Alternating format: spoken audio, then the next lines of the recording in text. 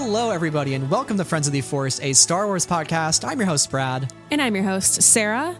And happy May the 4th. May the 4th be with you, everybody. Hooray.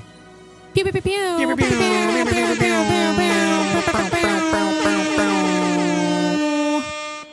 Another year, another May the 4th air horn moment. We're back. I feel like the air horns really got to go hard for May the 4th. I know. It's the day, you know? It's when it really matters the most, truly. Right. But yes, we're here. We're celebrating Star Wars Day alongside all of you. If you are a first timer here on the podcast, this is our annual Friends of the 4th episode. Little did I know when I originated the name of the podcast that we could make such a fun, punny name for Star Wars Day for an episode. Like, that's just like an all around win for us now. You really just, I remember you at one point a long time ago in a galaxy far, far away, if you will, showing me Indeed. like a list of names that you were thinking of when, like, before the podcast even started. I'm really glad you went with Friends of the Force. I think that was a good one.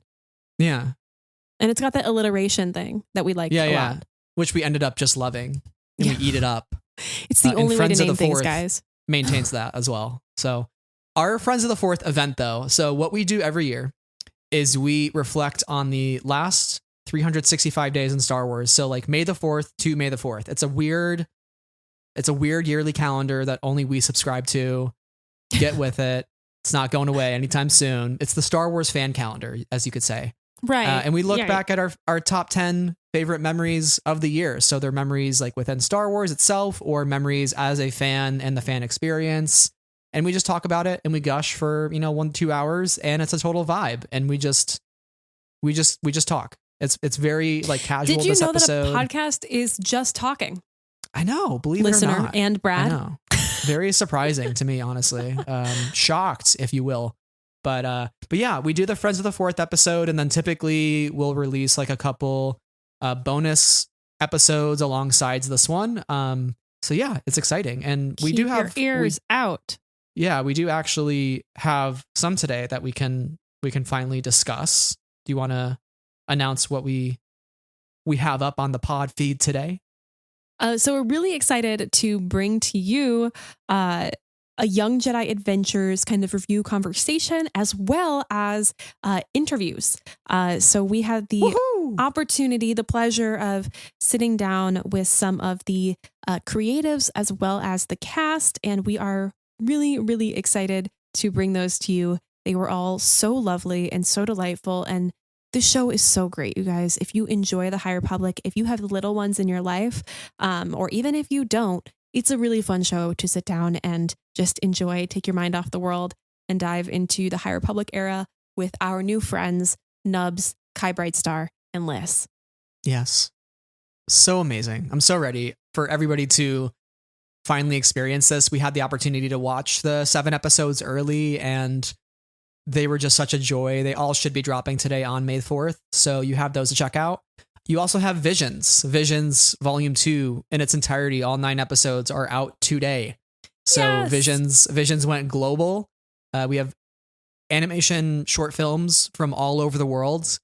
And it's so exciting to get to see like what India has to offer Star Wars and like what France does and so many different cultures around the world. It's so exciting. And I honestly think like Visions is as good and possibly even better than the first season. The first season was incredible. It's a high bar to set.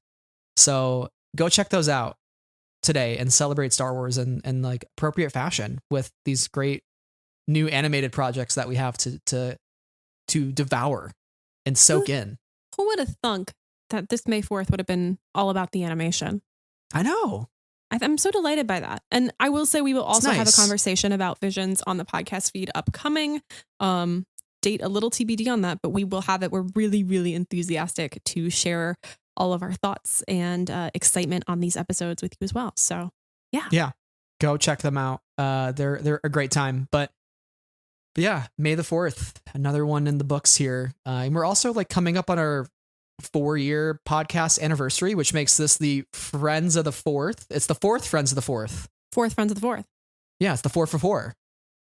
Right. That's right. Very important. Like last year was like it was interesting. Like last year was like the year of 3s because it was our 3rd year anniversary. It was we saw each other 3 times last year. It was a lot of 3s. 3 was the number. This year, maybe 4 is the number. So 4 is the number. What will that entail? How many 4s are we gonna pop up with this year? You know? Right. Who knows? There's so many potentials. We have like almost a little under half, or a little over half a year left of the calendar year. So there's a lot that could happen in terms of the number 4. Oh, and there were 3 live action Star Wars TV shows last year. There was 3 of those. Anyway, this is getting going to be a conspiracy at this point. Maybe 4 times that Elzar Mann confesses his love to Avar Kriss in the book Eye of Darkness. Wow. Put that out into the universe, Brad. You say it. Yeah. Say it again. Put it into the universe, Brad. Again. 4 times Elzar Mann loses his pants in Eye of Darkness. I was saying love confessions. Different energy than pants losing. He could sometimes confess his love while also being absent of pants and trying to look for them. I mean, that is possible. It's the duality of Elzar Mann. You know, Hi, every time I wonder, love you, but also where are my pants? Every time I wondered, like when you talk about this, like somebody will be listening for the first time and they're just like really not gonna know. And I think about that, like Brad, why are you so obsessed with Elzar Mann with his pants off?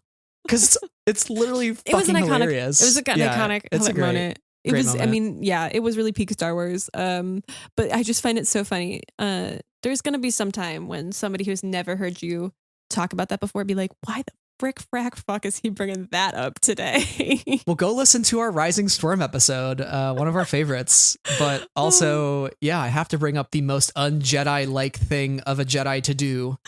Anyway. Friends, we have a really great episode for you today. May the 4th. May the 4th is great. One of my favorite parts of May the 4th every year is the queue on Shop Disney. And I don't know if you've bought things in prior years. I always go for the Ben There Starbucks mugs. Is there anything that you are hoping to pick up on May the 4th this year? Any finds? Any May the 4th specific finds or any Star Wars items that you've been eyeballing and have wanted for a while and you're just like, Star Wars Day is maybe the day to dabble in a little capitalism? No.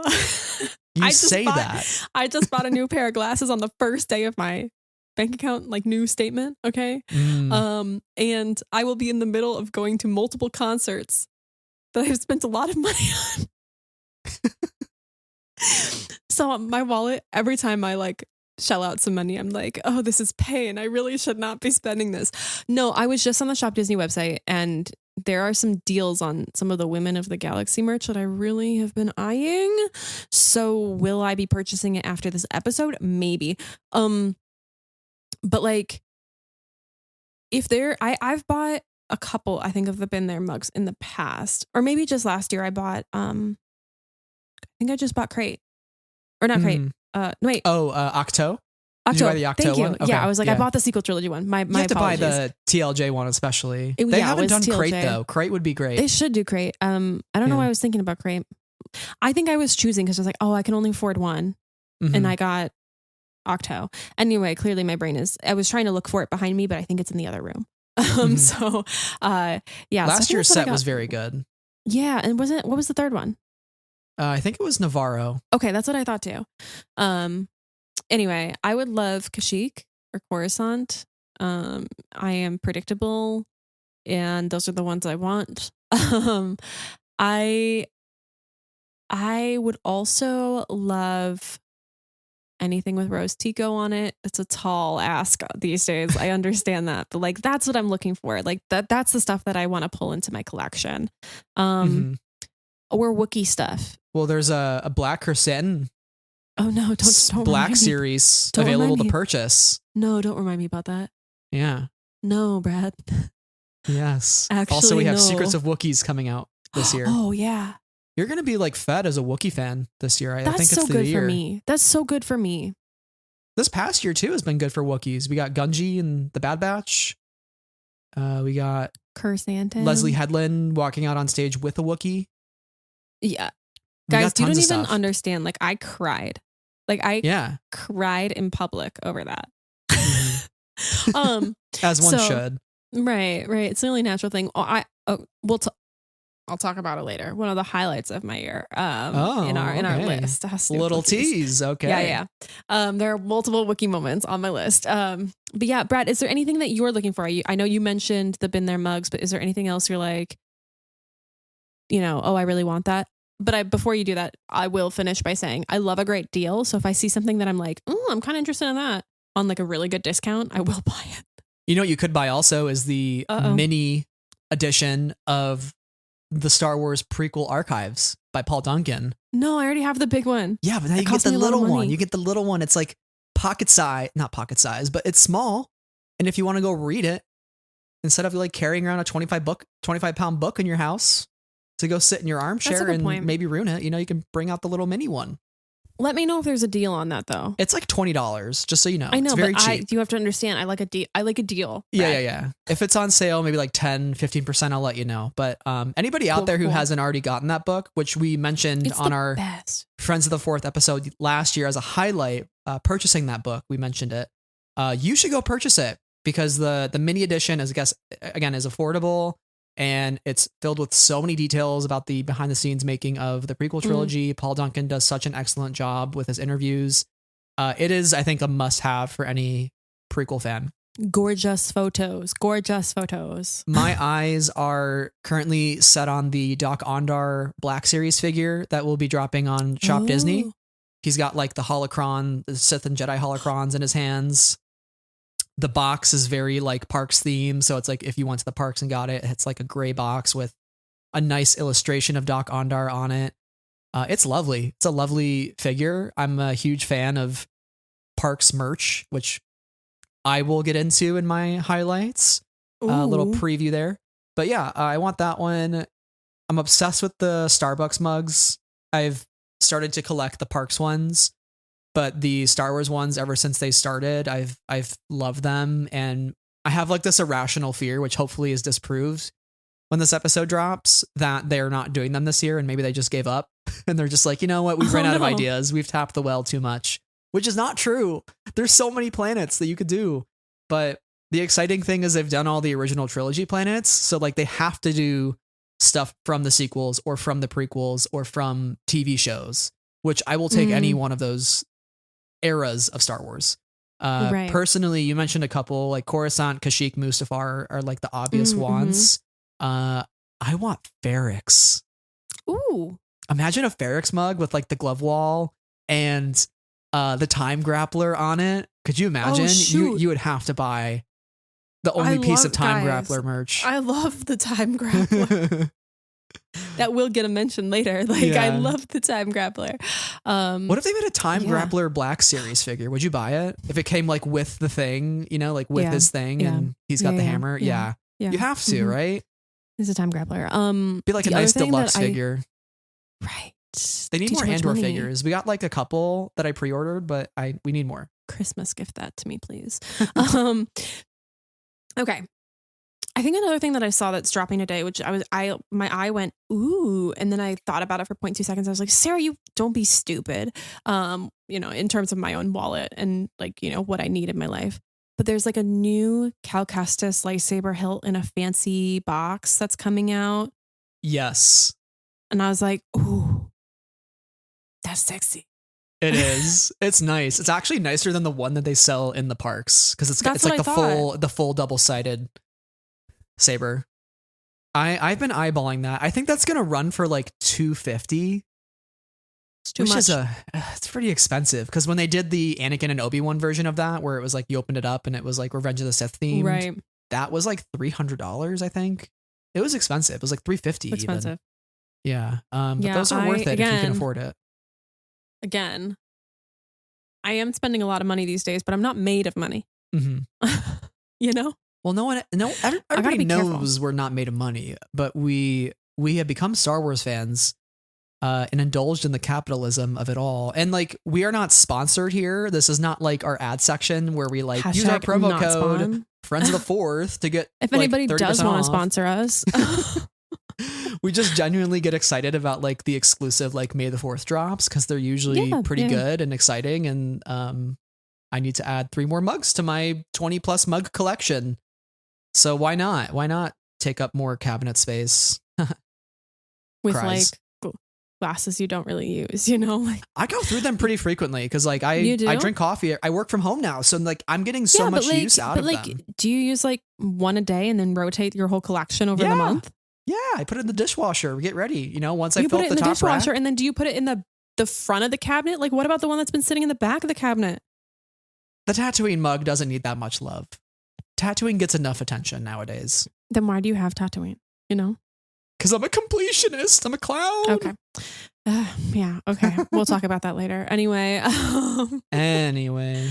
There's lots to enjoy. Happy capitalism. Happy Star Wars Capitalism Day to our fellow people who live in a Let's society. acknowledge it for what it is. As much as it does bring us joy, this is a day to buy things typically and to promote things. And I wonder like what hasn't been announced. Maybe we'll get announced today. Maybe anything. I don't know. Maybe we'll get like a trailer for something. You don't get your hopes up, Brad. We've got a couple of dud years. Like last year, like, are they going to release a trailer for Obi-Wan Kenobi? No. Although, No. did they last year? I don't think they did. I don't think they did. No. I don't even remember that far back anymore, but I don't think so. Yeah, I can't remember what I did yesterday. But yeah. Happy May the 4th. I don't think we have much else to say besides thank you for joining us. And we hope that you indulge in the memories with us as we walk down memory lane and relive some of our favorite moments from this last year in Star Wars. So these are our top 10 Star Wars memories. Now, before we like actually talk about the specific memories, we really have to preface this with like, holy shit, this was an absolute banner year for Sarah and Brad, for the Friends of the Force, and for Star Wars. The hardest ranking that I've ever had to do for this. It was impossible. Brutal. And it was like, well, how do I combine things in order to include everything I need to include on this list? Like, and why am I ranking this one at number 9 and, you know, the other one at number 4? None of this is logical. Because this is all full of like literally top tier core memories. You will see us stretching in ways that you have never seen us stretch before when making this list. Right. So we're connecting dots that somehow will be connected. So we can include everything, like Sarah said. And we also don't know each other's lists. So it's like it's gonna come as a surprise to how we formatted it, what we're talking about. Yeah. Although there are some that like if you don't include it, Brad, the friendship is over. Listen, if I'm not on the list at least once, I might just stop the episode and split off. Become friend of Force. Friend of Force. You know what? End the call now. This is literally like such a brutal list and I broke it out in really weird ways. But please bear with us. These are all literally the best memories we could ever, you know, possibly think up. So, yeah, I don't know. Also, the points don't matter. And it's like ranking your favorite movies. It really doesn't matter because all the things that you rank on there anyways bring you joy. But we love a good countdown. We love a good ranking. We love a good build up to that number one spot. You know, what's it going to be? What's it going to be? And if you know us and if you've been following the podcast and following some of what we've been doing in the last year on Twitter, you might have a couple ideas on what's going to be on that list and maybe what could be number 1 or number 2. But we've had a lot of joy. And it's so funny because we went like 3 years without seeing each other because we met at Celebration. We spent, you know, the pandemic hit a year later. We spent years podcasting together and getting through the pandemic via podcasting and sharing joy of Star Wars with other people. And then we went this last year where we saw each other 3 times. We made up for all the years that we didn't get to see each other because of the pandemic. We're just like Celebration, C2E2, Hollywood. You know, we were going hard. And now we're only allowed to meet up once a year because we don't want to like overdo it. It's in the contract. We were making, We were making up like for the years lost, and now we're on track. So like once a year, at most. Like yeah. It's a lot of Brad, you know. Yeah, it's a little too much. A little too much. No, yeah. So it was pretty crazy year for us. And I look back and I'm like literally so full of gratitude, like for the world in the sense that we were able to see each other in person, for Star Wars for giving us so many opportunities that were just beyond our wildest imaginations, to hang out with each other and also just to enjoy our hobby with each other. I don't know. I'm really, really grateful for the past year and just for you, Brad. So thanks for being a friend. Thanks for being my friend. I'm eternally grateful for this platform and to get to do this and have opportunities that we've been extended since we started this podcast is just like simply incredible. And I hope that anybody listening to us finds joy in our discussions and even through the thick and thin sits tight and listens and continues listening and supporting us. And we appreciate it. So we're grateful. It's cool that we get to do this. And I'm excited to kind of just reflect on the last year. And also many of you sent in some submissions as well. We put out a post asking for your favorite Star Wars memories, and we got some really great responses that we are happy to share at the end of this episode. So stay tuned to see if you were included, which you probably will, because I think we can fit all of them in very happily. So without further ado, Sarah. Yes. Let's start at number 10. So number 10. Do you want to go first? Should I go first? Who talks first? You talk first? I talk first? Me first, just because I say so. Okay. I see how it is. I'm just kidding. Yeah. Okay, so my number 10 is C2E2 and the Great Thursday Redo. Oh. And the Great Thursday Redo has to do with celebration and just kind of like missing all the opportunities, especially with regards to Obi-Wan Kenobi. And Brad had the opportunity to come out for C2E2 2022 in like August. And we had an absolute ton of fun together. And I will talk about maybe the most fun part of that, which was Lego Star Wars Summer Vacation. A little bit later. But I really wanted to highlight the Great Thursday Redo, which was our opportunity to meet Vivian Lyra Blair, get a photo with her. And she was just an absolute sweetie. And also to meet Moses Ingram, who is gorgeous and amazing and so friendly and lovely, and get a photo with her and get her autograph as well for both of them. And I think we were just so excited to be able to do that. We also went and saw Billy D. Williams. I forgot about that. And they had that like epic intro video of Billy D's work, and everybody was just going wild for that. Yeah, it was so cool. And especially when the Colt 45 ad played. Right. And then also I had the opportunity to moderate a panel for authors, and that included Claudia Gray, which was super, super cool. Please, this is me just putting out into the universe, like invite me to help moderate your panel, especially when it comes to authors. I love to do it, and I love to ask authors great questions. But so that was an awesome opportunity. But like, wow, did we really have the Great Thursday Redo with regards to Obi-Wan Kenobi together at C2E2? And I was so happy to do it. And I thought it was so fun that you were in Chicago to do that. Yeah.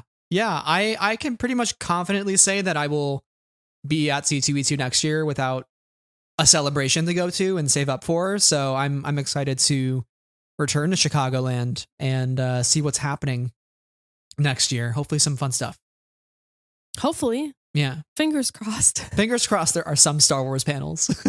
Right. Because the Billy D one was fun and getting to see some of the Obi-Wan cast. Because like you said, the Great Thursday Redo, we had a very turbulent starting day of Star Wars Celebration Anaheim, very overwhelming in a not so great way, but we made up for it. We made up for it at the end of that day, but a lot of things that happened after that trip was like, okay, yeah, we got the redo. We didn't get to go to Obi-Wan. Now we met the cast, like right, so on and so forth. So that was great. My number 10, if you're finished, my number 10 is Moses Ingram, Revedemption. I was so happy to have Moses Ingram join the Star Wars universe as Reva last year, and even just like the Obi-Wan promo and the lead up to that show, and seeing the cast have so much fun, and Moses being a part of that as well. Not only just like Ewan and Hayden, but having her on all those events with Deborah Chow, and getting to know her and how excited she was for being a part of this galaxy. And I think Reva's story was also very healing in so many ways, because you and I are pro Bendemptionists. We love Kylo Ren. We love a baddie who makes a choice to be better and makes a choice to do good things, even though they've done some pretty terrible things, because again, it is a fictional galaxy, and even though people do bad things, at the end of the day, these stories are a metaphor, and they're trying to identify this feeling that people can change and people can be better and make that choice. And that's even something that will be explored in Young Jedi Adventures that you should be watching today. That is actually a very important concept of that show. And I love that. I love that idea when it's present in Star Wars and a part of its DNA that's so inseparable, because I think without that, it's not Star Wars. Because like literally Star Wars, the Star Wars saga as we knew it for a while, was the fall and redemption of Anakin Skywalker. That was like the whole point of the saga, right? And it's through acts of love. So for Obi-Wan to say, you have honored them, you have given them peace by showing mercy, that was like such a powerful healing message about second chances. And I was waiting for that in Star Wars, and you and I were very scared that Reva would kick the bucket, is the phrase. Yeah. And I was very happy that she didn't. We were very happy about that. Yeah, I have to agree with you, and thank you for bringing that up as one of your 10. That scene, I just remember watching it when the night it came out, and just going and watching it back again and back again and back again, because it was just so masterfully acted. The emotions that Moses is portraying as Reva, it's miraculous to see that performance in Star Wars. I think especially before Andor, when we got so much complexity to those characters, and the kind of morality with them. But like to get that in Reva and to get that from Moses, I'm like tearing up thinking about it. Like it's really one of those things that meant a lot to me in that moment and still means a lot to me. And I'm so grateful for her inclusion in Star Wars and for Reva, the character in Star Wars. And what I think is great about her redemption moment is that it's not like my path is going to be happy-go-lucky, yellow brick road skipping. But what it is an opportunity to change. And I think that is really like an important first step. And I don't believe like Reva's road is going to be easy or maybe even good, but it is, it's like, it's worth trying, and it's worth doing that. And I found that to be really valuable. So man, I'm going to go cry in a corner now. And I hope we get to see more moment of that journey. I don't know in what format that will happen. For all I know, Reva is in Jedi Survivor, and I don't even know because I haven't gotten far into the game. So who knows like where she'll show up. And I hope she does show up because there's so much more to tell. So thank you, Moses, for your performance. And Obi-Wan Kenobi slapped. That show slapped. Yeah.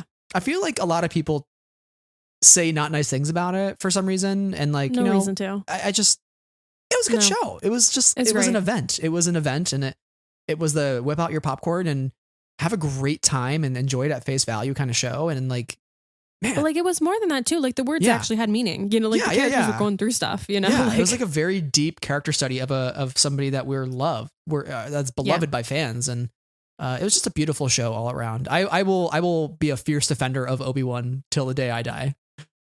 So yeah, me too. very happy.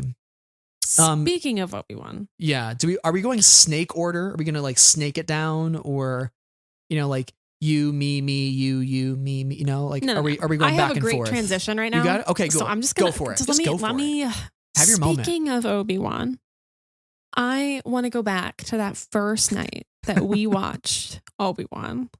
My number 9 is Friends of the Force, no longer Force timing! !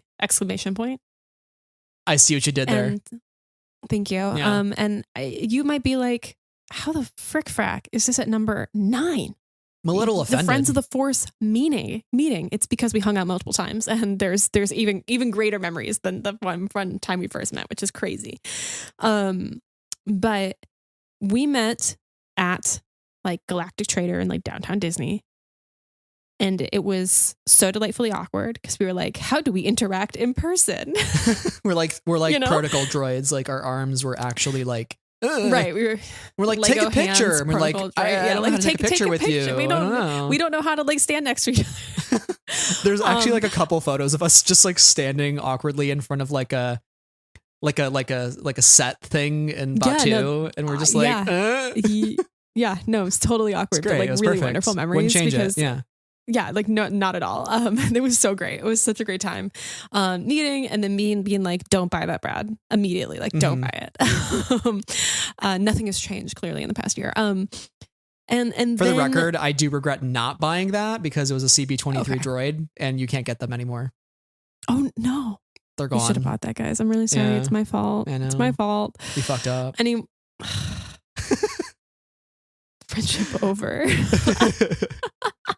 No, but so we did that. You know, we did Galaxy's Edge and Star Wars Celebration together, and I will talk more about those and, you know, a bunch on the rest of this list. But specifically, like one of, I think maybe like my core friendship memory out of that whole week is that Obi-Wan Kenobi night. We had, you know, such a tough day, and we had its highlights, but also its lowlights. And we went back to the hotel room.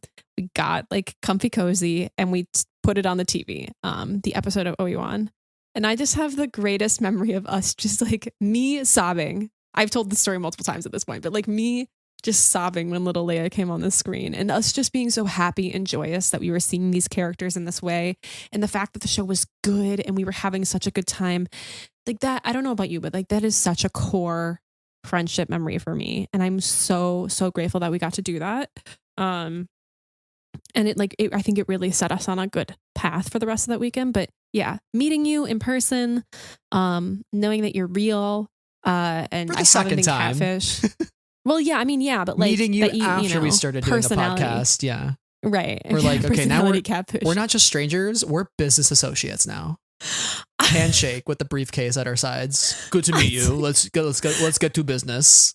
Okay, I have to reference this to BTS for like 1 second. I'm so sorry. No, what have I started? No, basically it's Suga and J-Hope, and they're like sitting there and they're like filling out this document for, I think, like a membership content or whatever. And it's like your relationship to Suga, and J-Hope writes like you know, work partner or whatever. and Suga writes like eternal brother, and he is so offended when he sees Hobie's answer, because he's like, what are you saying? We're just like work partners. He's like, bro, like you're my eternal brother. Like I love you, man. Like what are you talking about? Oh man. And Hobie's like, what am I supposed to say? Anyway, it's like That's funny. we've gone from strangers to business associates. Yeah, That's yeah. you know, anyway, yeah. But it was so wild to be like, okay, we've spent countless hours on Zoom together or on Facebook Messenger together, whatever, right? It was so weird to be like, how do I stand and walk next to you? Yeah. It was very awkward, but it was great. It So was like a good odd. awkward. It was like an awkward, but I was like okay with it being awkward and acknowledging that we Right. felt awkward It about had it, to because it be. was like, you know, this is just like we've hung out once before this. And it was lovely. You know, like, but like, it's like, I know so many things about you, you know, like I think we have a really strong friendship, but Yeah, like, yeah. I don't You know think? whether you, You I don't know what think? kind of, I hope, I don't, Just kidding. but like, I don't know what kind of like, this is going to sound weird, but like, do you like ankle socks, or do you like socks that cover your ankles? I don't know, because I don't like regularly walk with shoes on, like, you know, or like, do you talk when you walk, or do you prefer to walk quietly? Like these are you a hugger or not a hugger? I don't know. See, these I are things prefer we were to shout navigating. loudly while I walk. Just shout. These are things we were navigating for the first time, really, and so that was a really like fascinating learning experience, but also all good in the end. And again, the Obi-Wan Kenobi night fucking rocked. Yeah. I'm actually going to skip ahead a little bit while we're talking about it, because this was like my number 6. So just a little bit higher. I guess I just value really? friendship a little bit more than you do. It's fine. No. It's fine. But yeah, crying with Denny's filled stomachs. That was the how I labeled it. But yeah, getting to go to Denny's, what was once a meme became reality. That was lovely, because like we just joked about it for so long, and then we were like, oh my god, there's like 2 or 3 Denny's local to Anaheim that are right next to the convention center, and we made it happen. Several people showed up. Many people showed up. That was so lovely. Thank you to everyone who showed up. If you were there, we love you eternally, like truly. I was surprised even one person showed up, and that one person being Sarah. I wasn't sure if she'd make it. Just wasn't sure if she hated me after one day. We had a day. No, we were going to show up. Yeah, but it was We were actually committed. It like, was you all know, like good. we've alluded to a lot, it was a very like hard emotional day of Celebration, because Celebration can be overwhelming for so many reasons. And also when you're like meeting your best friend for the first time, like more formally, and trying to figure them out among the stress of Celebration, that's just overwhelming Right. also. We And so it was really went for nice. like capital C chaos that Yeah, week. and it was a Like, very busy we- first day. It was like we didn't get the showcase. Our panel got interrupted. Like we had to rush to the High Republic panel, and like that we were still getting overwhelmed from our panel not going the way we wanted it to. And it was just, and we didn't get into the Obi-Wan premiere, you know? Right. But it was so lovely to just like make up for all of that and just say, you know what, reset button. Let's go to Denny's. But also first, let's watch the 5-minute intro of Obi-Wan Kenobi to Oh, get yeah. hyped, and then go to Denny's. yeah. Then we went to Denny's. Then we came back.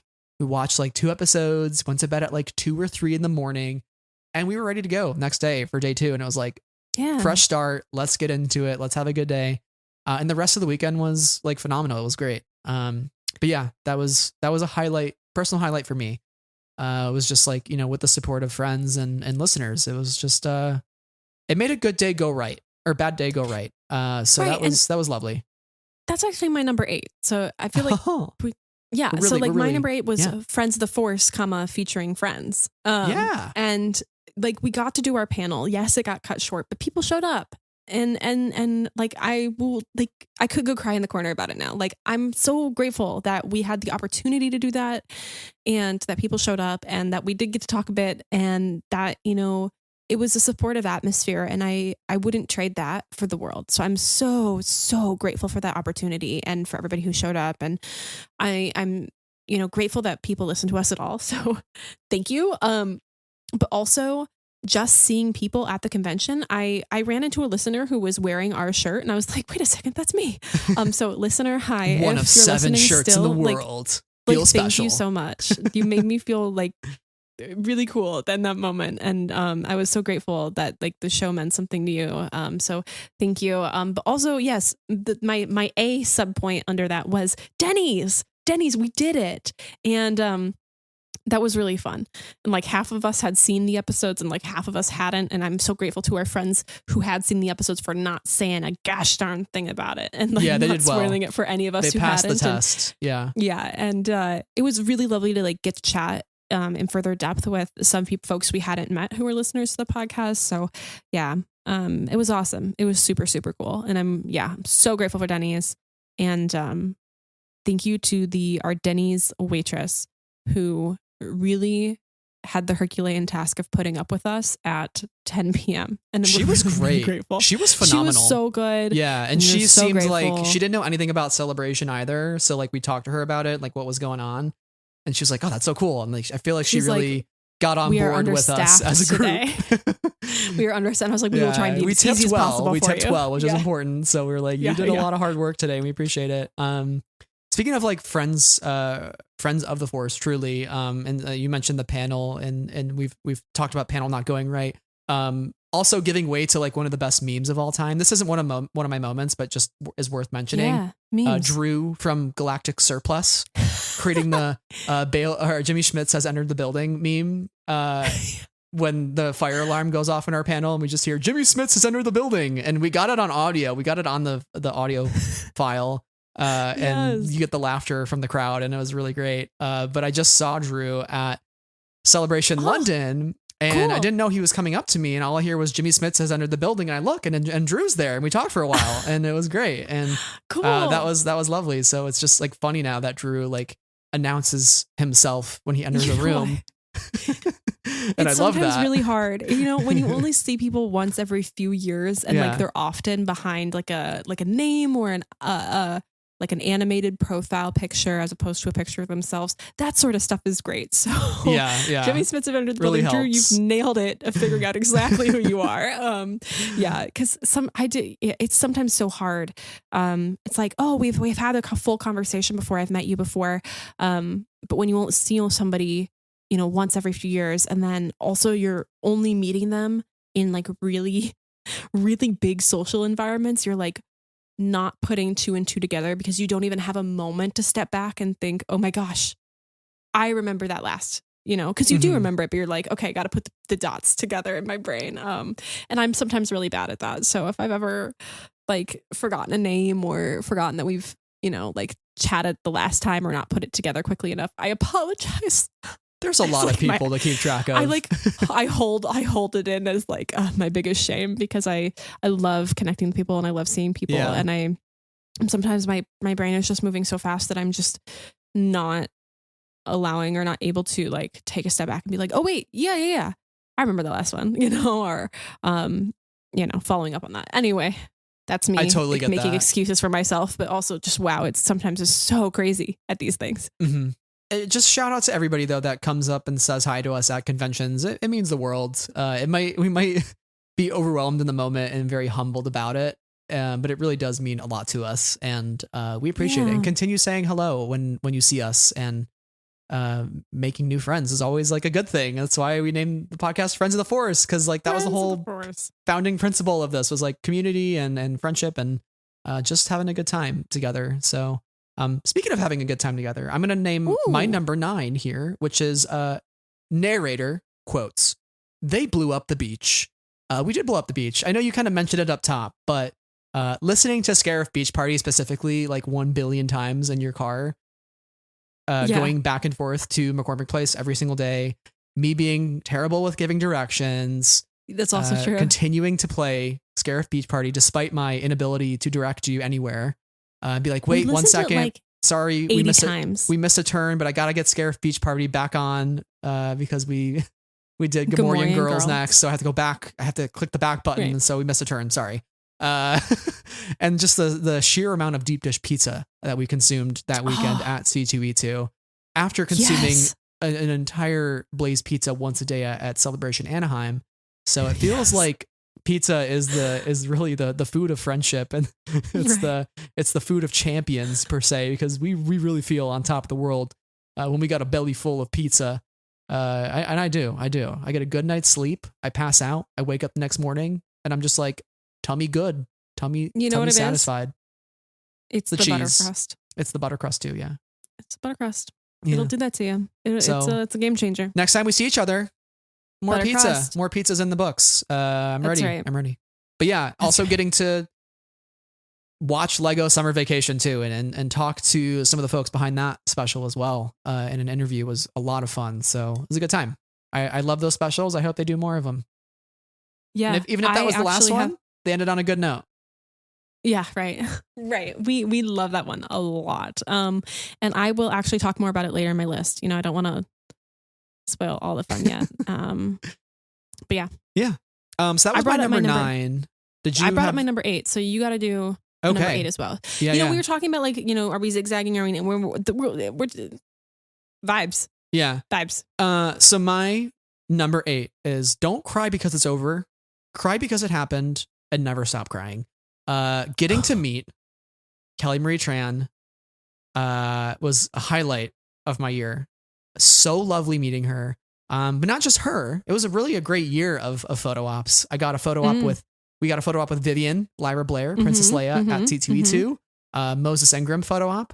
I got a photo op with Oscar Isaac at New York Comic Con. That happened. And then this most recent celebration, I got an autograph with Denise Goff.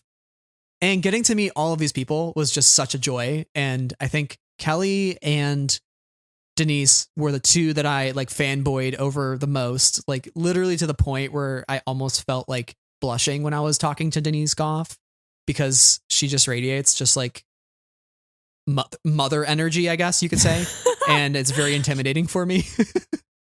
So she's a lovely human being, and I'm so happy to have like said any words to her, and Kelly just seeming so happy to be at Celebration and to hear from fans. And like every time we watched people in front of us talk to her during her autograph session, it just seemed like she like wanted to cry. Like she was just getting so emotional with every conversation, and it seemed genuine. It didn't seem fabricated or like she was just putting on a happy face. Like she genuinely connected with people, and the character of Rose Tico seems like it means a lot to her still, despite again, this is me projecting what I think of the situation, but I think it still means a lot to her that she got to be a part of the franchise despite what has happened, and it seems like she really genuinely loved being there at her first Celebration to do photo ops and autographs. Yeah, I will hold my tongue on this because as I have said before, and as it is my pinned tweet, was this the greatest moment of my life? Yes. So No spoilers. don't want to give anything away, but like yeah. No, I was the best, and I'm really glad you ultimately. I know that like, the schedule got changed for Europe, and you had to like I think cancel your Denise photo, but I'm still so glad you were able to get the autograph and like get to talk to her a little bit, and it was worth it. Also, so great. I mean these moments, they're just moments, and like, but when they go well, it feels really good, and I love that feeling. So yeah. Does that bring me to my number 7? Yeah, number 7, Okay. numero 7. I can't believe this is at number 7. Oh my gosh. Speaking of fours, Brad, this year, just recently, I had the opportunity to see John Williams at the Chicago Symphony Orchestra for the 4th time. And it is the year of 4s. It is the year of 4s. Yeah. Wow. Okay. And John Williams is like a personal, just like hero of mine. I mean, I imagine as he is for so many fans of cinema, but like I did a project in like grade school. It was like an American Icons project. And out of everybody in the world, like everybody in America, I was like, I'm doing mine on John Williams. So I actually still have that project. And what was so special about that concert was that I had a freaking insanely great program, and he played the Obi-Wan theme, and he talked how this was only like the second time that he's played it because the first time was at Star Wars Celebration Anaheim, which is what we missed out on. And I so distinctly remember you and I were sitting on opposite sides of that very wide hallway, like outside of the panel room. And I like was on Twitter and I go, John Williams is here, or I say something up to that effect. Like, he's here in the building and I'm not there. And I remember like sliding out of the bench a little bit, like, how could this happen to me? I sense a presence I have not felt since. Right. That was your Vader moment. Since he was there, or he was supposed to be in Chicago in 2022, but he canceled that performance. So they rescheduled it for this year. So I also have to thank my parents who got the tickets because that concert sold out like prior to the subscription getting to resubscribers. I don't know, like it was crazy how early that concert sold out. So I'm like eternally grateful. And he conducted the whole thing, which he didn't do the last time I saw him, which was in like 2017 or 18. And he only conducted half the concert then. He did the whole concert this time. I was like, man, this man is in his 90s and he's standing for a whole 2-hour concert, conducting the whole thing. He's a comedian. He's like making jokes in between ones. I mean, what a Johnny boy. I was so delighted and endeared, and I honestly, one of the greatest privileges of my life is having had the opportunity to see him conduct his music. And I'm also such a fan of the Chicago Symphony, so anytime I can see them, they're one of the world-class symphonies in the throughout the world. And I'm eternally grateful for those times, and getting to see the Obi-Wan. Again, the Great Thursday redo, it's still happening, like I think in little pieces still.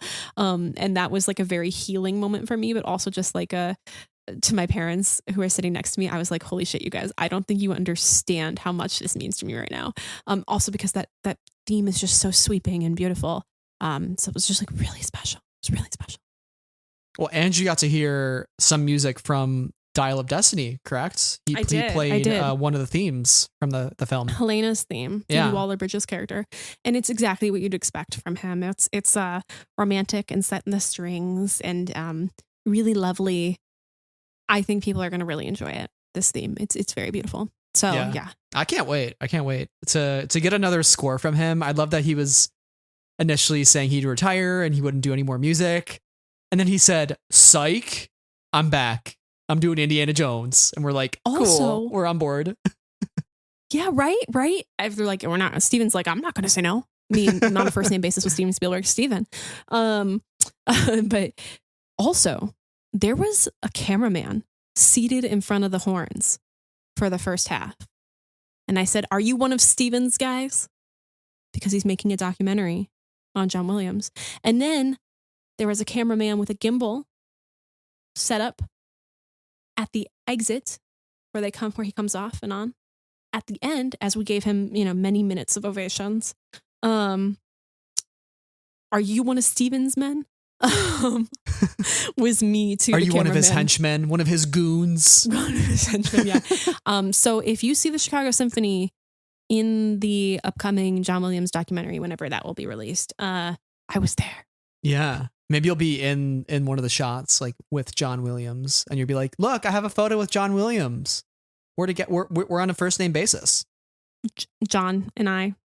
Nobody besties. will know, even if you're out of focus, like way off in the distance. Nobody Right. will know. Right. Yeah. Exactly.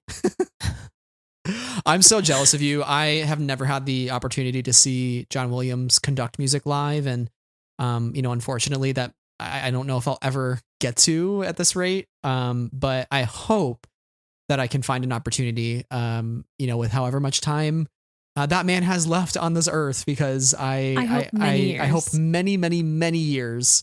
You just never know, but I hope that I sometime get the opportunity to do that. So I hope that for you too. And for any Star Wars fan, if John Williams is going to be in an even like remote distance to you that you are able to travel to and are able to do that, have the means to do it, do it. Yeah. Always worth it. Always worth it. Yeah. Do it. Okay. So my number 7, you did your number 7. This is my number 7. Okay. Yeah. The hierarchy of power in the Star Wars TV land is about to change. Oh, Andor's your number 7? I know. Listen, I really leaned in to the personal experiences, but bear with me. Is the Andor when you're separated from your Andor? Bear with me. So, okay. This really specifically though is like episode 10 of Andor specifically. Yes, I've made my mind a sunless space. I share my dreams with ghosts, Brad. Yeah. And I think episode 10 of Andor was just the epitome of what made this show so prestige and so profound to anything that we have ever seen in Star Wars before. The quality and the care that went into the writing of the series that actually brought us into its vision and what it was trying to do, and the characters' authenticity and their rawness and their passion and anger and all the emotions that they feel is so easily conveyed by like just such an amazing cast. Stellan Skarsgård, Andy Serkis giving these insane Shakespearean monologues. I've always been of the mindset, and even more recently, that like Star Wars has a lot of quotes, but like a lot of those quotes are not like, they don't feel like lyrical. They're not like poetry. We say, "I have the high ground," or like, "I was your father." We say all those like classic lines. They're like in the pop culture zeitgeist and or memes. Yeah. But they're not necessarily on the level of Shakespeare. We've never, and even Diego Luna, I don't want to paraphrase his words because he said it recently, like at Celebration, when he was on the Celebration stage. I'll he paraphrase. said, you want to paraphrase it? Because you might remember it better than I do at this moment. He said something along the lines of like, what I really love in Andor that like not other shows don't necessarily have is that the characters are telling you things. They're like experiencing things and they're telling them to you, and you might already know them, but they're not like exposition. They're saying them because they need to be said, and kind of like because they're really important for the characters and their emotional growth in the story, as opposed to just exposition, is what he was, I think, getting at there. And yeah, the whole point was like going on a journey with the characters and their dialogue being really meaningful and having weight, even if you kind of already knew what they were feeling. Yeah. So I think that hit the nail on the head of why so many people love Andor and why it was so easy to just invest ourselves in that story. And episode 10 was just the thesis statement of Andor as a show. It's like, this is what you come to Andor for. Action, the escape from the prison, plus substance, the monologues. We got Andy Serkis, and then to end that episode with another one, we're like, how did we get 2 of these just insanely masterfully crafted speeches in one episode, almost like 10 minutes apart? And then to end with, we got to get all the heroes we can get. And then to flash over to Melshi and Cassian running away from the prison, escaping, and the epic Nicholas Bertel score like playing. And then somehow you have to wait a week. Although we had screeners, fortunately, for like pretty much the entire season. So to watch that episode before it was even out and to like hold that inside of me to not be able to talk to anybody about it because it was embargoed, I was going insane because I was like, I need to talk to everybody about this episode right now. And the reception every week was just insane. But that one especially. And it was just nice to have 10 weeks of pure bliss and perfection where nobody argued and nobody disagreed there with were each other. definitely arguments. I mean, but there was like a sense of like dunking on them as opposed to like entertaining them, you know what I'm saying? Like, it was just like, ugh. Yeah, no, I think what I mean is like the bad takes we would dunk on, but I think overall it seems like a lot of the circles, at least that we operate in, and a lot of like the online fans seem to really be embracing Andor. And that was like really great to see compared to so many other weeks of Star Wars TV where we are like discoursing constantly and talking about like all the things ad nauseum. So Andor was just a fresh breath of air and a moment of zen for all of us that we really needed after so many years of bickering back and forth. And I appreciated that. And you know, I love that. I have more Andor to talk about later. But I like Andor, the show was just, I mean, I think what you're trying to get at is like, overall, it felt like the fandom was really unified. And obviously there's no way to unify all of us. Fandom is too big. We are too different in many, many ways. And that's okay. We don't all need to have the same opinion about things, but it seemed like the reception was really good and that it stemmed a lot of thoughtful conversations. And, you know, some of those, it's really easy to pull those themes and ideas from the story. And other times it's a little bit more difficult or, you know, less people are seeing eye to eye about it. But for me, like, Andor really brought people together and I think also reminded us of what Star Wars can be. Not everything, like Star Wars doesn't need to be the same thing over projects or over time. And for me watching Andor, I'm like, wow, this is what Star Wars can be. It can talk about these types of ideas and themes in this level of detail. And it's still Star Wars. But it's Star Wars that, you know, me as a huge Star Wars fan can enjoy. And it's maybe also Star Wars. I'm recommending this show to my mom. Like she just finished The Last of Us and she was like, wow, so good. And I was like, okay, it's Andor next for you. And she like she's not a Star Wars person at all, but I think she would find it really intriguing with the political theming and the action as well. So like, I think it has that a different sort of, super fan to casual viewer or general audience or to the locals, than other shows have. Like it's a different sort of watch than from Mandalorian. Which I know Mandalorian's very popular with the locals or the casual fans, but I think it speaks to a demographic that may not be interested in something like the Mandalorian, who is also like a local or casual. Anyway, that's it. I'm going to circles now. No, well said though, Sarah. I think everything you hit on is just I can't say it better, honestly. But oh gosh, Andor. I want season 2. I hope it's so good. I hope it's as good as the first season. And I just want to get it up in a little piece of cake and eat it. That's how I want to consume Andor. Munch on it. Nom, nom. I want to bite it. I chomp on it. I just want to like chomp on it. Oh my gosh, where did we leave off? I gave my number 6. It was the Denny's and Denny's of it all. Did you give your number 6? No, I didn't give my number 6. I'll give my number 6 here. Mine. So we've talked about Friends of the Force no longer Force time, and we've talked about Friends of the Force featuring Friends, and now we're just talking about Star Wars Celebration. There's a lot of other things that happen in Star Wars Celebration. They all go in this one. We talked to and met up with so many people. We got to go to the Sky Talkers panel, which was a great moment to see friends.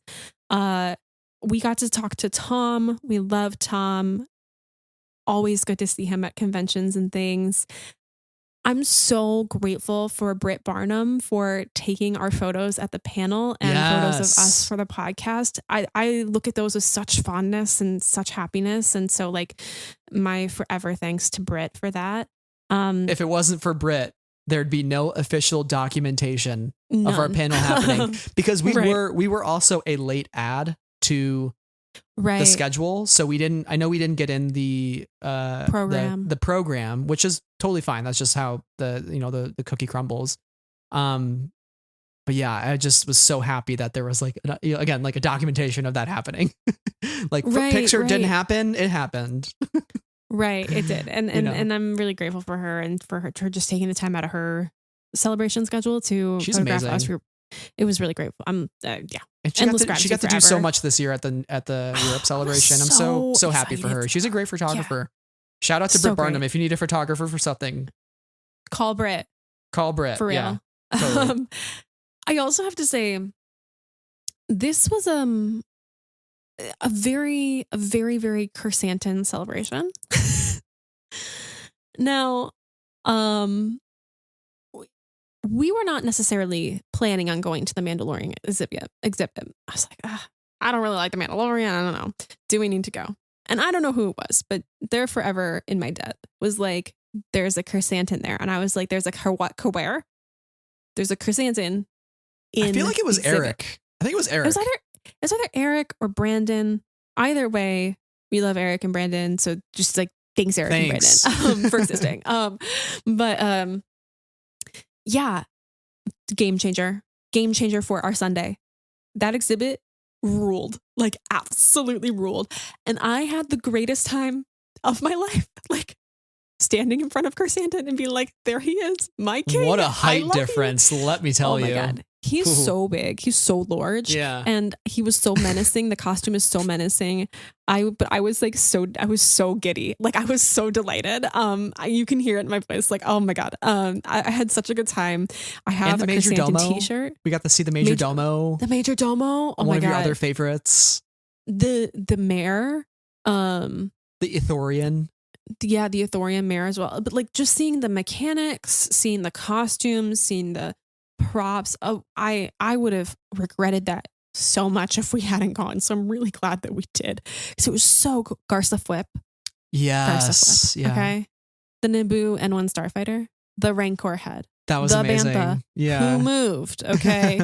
No, seriously, so many like mind-bogglingly cool things in there. And I'm really glad that we did that. I also have to thank our friend Courtney, who like very incredibly kindly gifted me the High Republic book set. And I was like, okay, this is my child now. So like lots of good things happen at Celebration and author signings.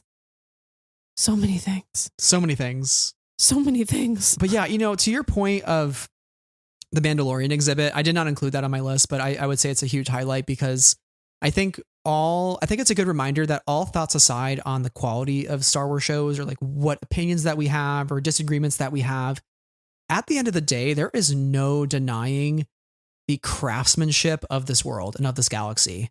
Like, it is amazing that someone like you, who has been very like lukewarm on the Mandalorian since it's started, can go to the Mandalorian experience and have one of the best days of your year, because like seeing just what goes into it and the props, the costumes, and just having an appreciation for the hard work of people at Lucasfilm and ILM and all the people that just make shows what they are and do these effects and practical effects and visual effects. And it's just so wonderful to get like a sneak peek behind that curtain.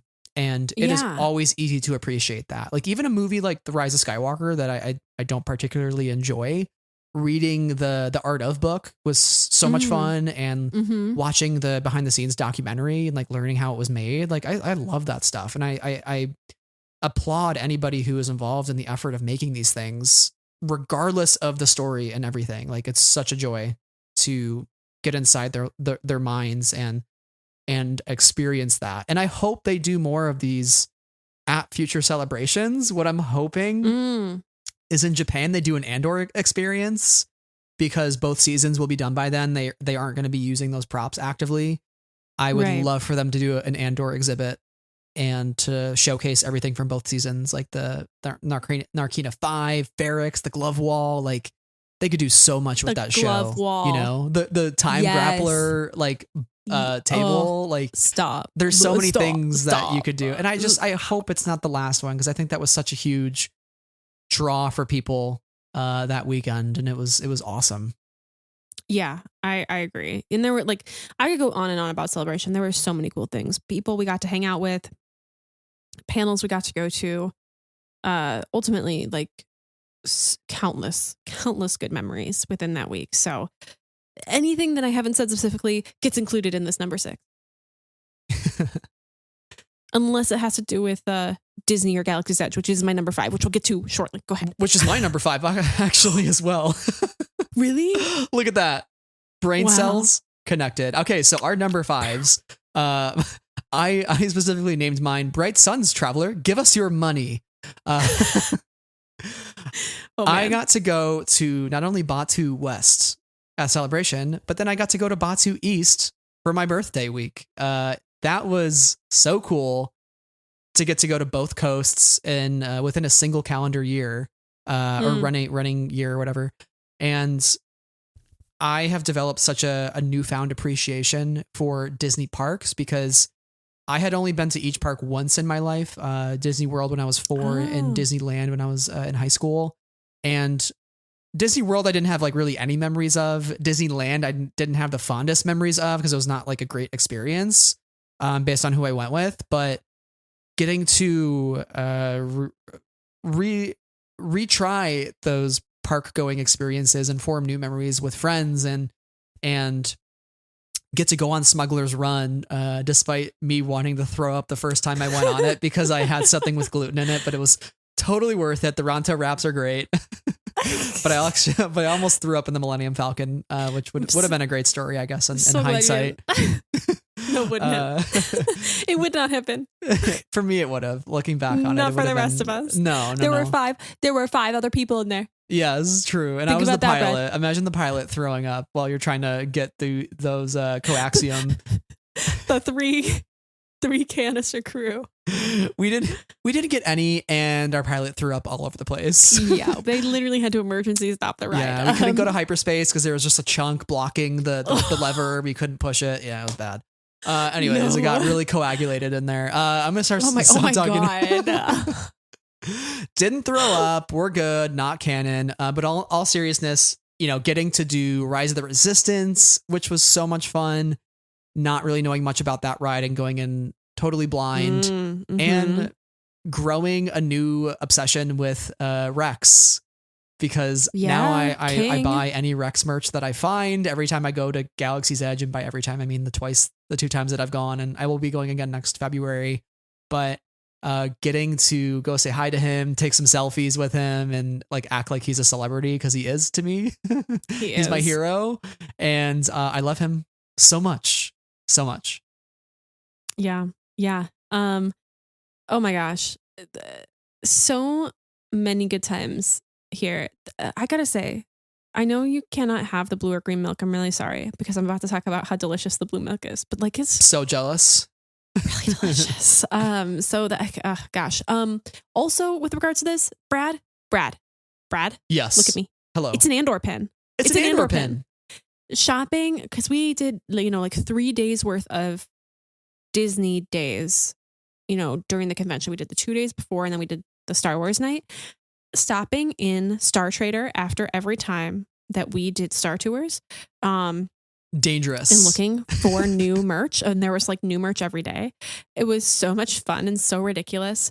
Oga's with the Bean Crew, like that was so much fun, and our waiter being like, oh, that's not from, or that looks to be from the High Republic. And we were all like, the High Republic? High Republic canon. So much fun there with the Ben Solo plushie as he that joined somehow our group. lost its shirt at some point. I don't know how, but it did. There are photos of everybody We saw laughing. right. Oh my god. We saw Vi, Chewie, and Rey. Yeah. And did I cry again after I saw Rey? Yes. As one should. I literally remember just Brad being like, Vi, we have to go talk to her. Go. And like running across the, like, she was walking down some steps and we were like, we have to go. And that was so cool.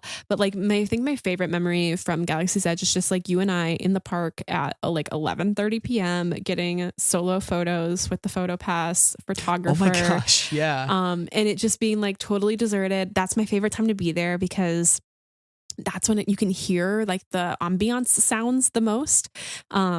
and it's all lit up so beautifully and really makes you feel like you're in it, in a way that like 1 o'clock in the afternoon when it's like full of people does not make you feel like that as much.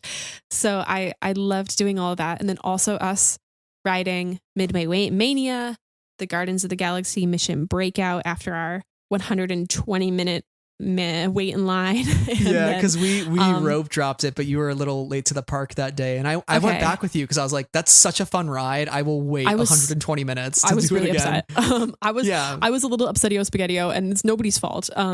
Anyway, like one way or the other. But we did pretty much open to close on Tuesday, and I literally, when I say that I could not move on Wednesday morning, like I could barely get out of bed. I could not move. I was in so much pain in my hips, so that's why I was late to the party on Wednesday. It's okay. We're all good. We survived. But we also rode the swings, and I love the swings. So, and we ate at the Pixar Lounge. We did, and I had the best Brussels sprout salad of my life. The nachos, oh, so good. Yeah, amazing. That was awesome. So cool. Yeah, we were. Thanks for making that booking. We were fortunate to have that late night experience at Batuu because we almost didn't. Like after dinner, I was cold. I was like, guys. I was like, I'm really cold. Like I forgot to bring a jacket. I was like, I don't know if I can make it.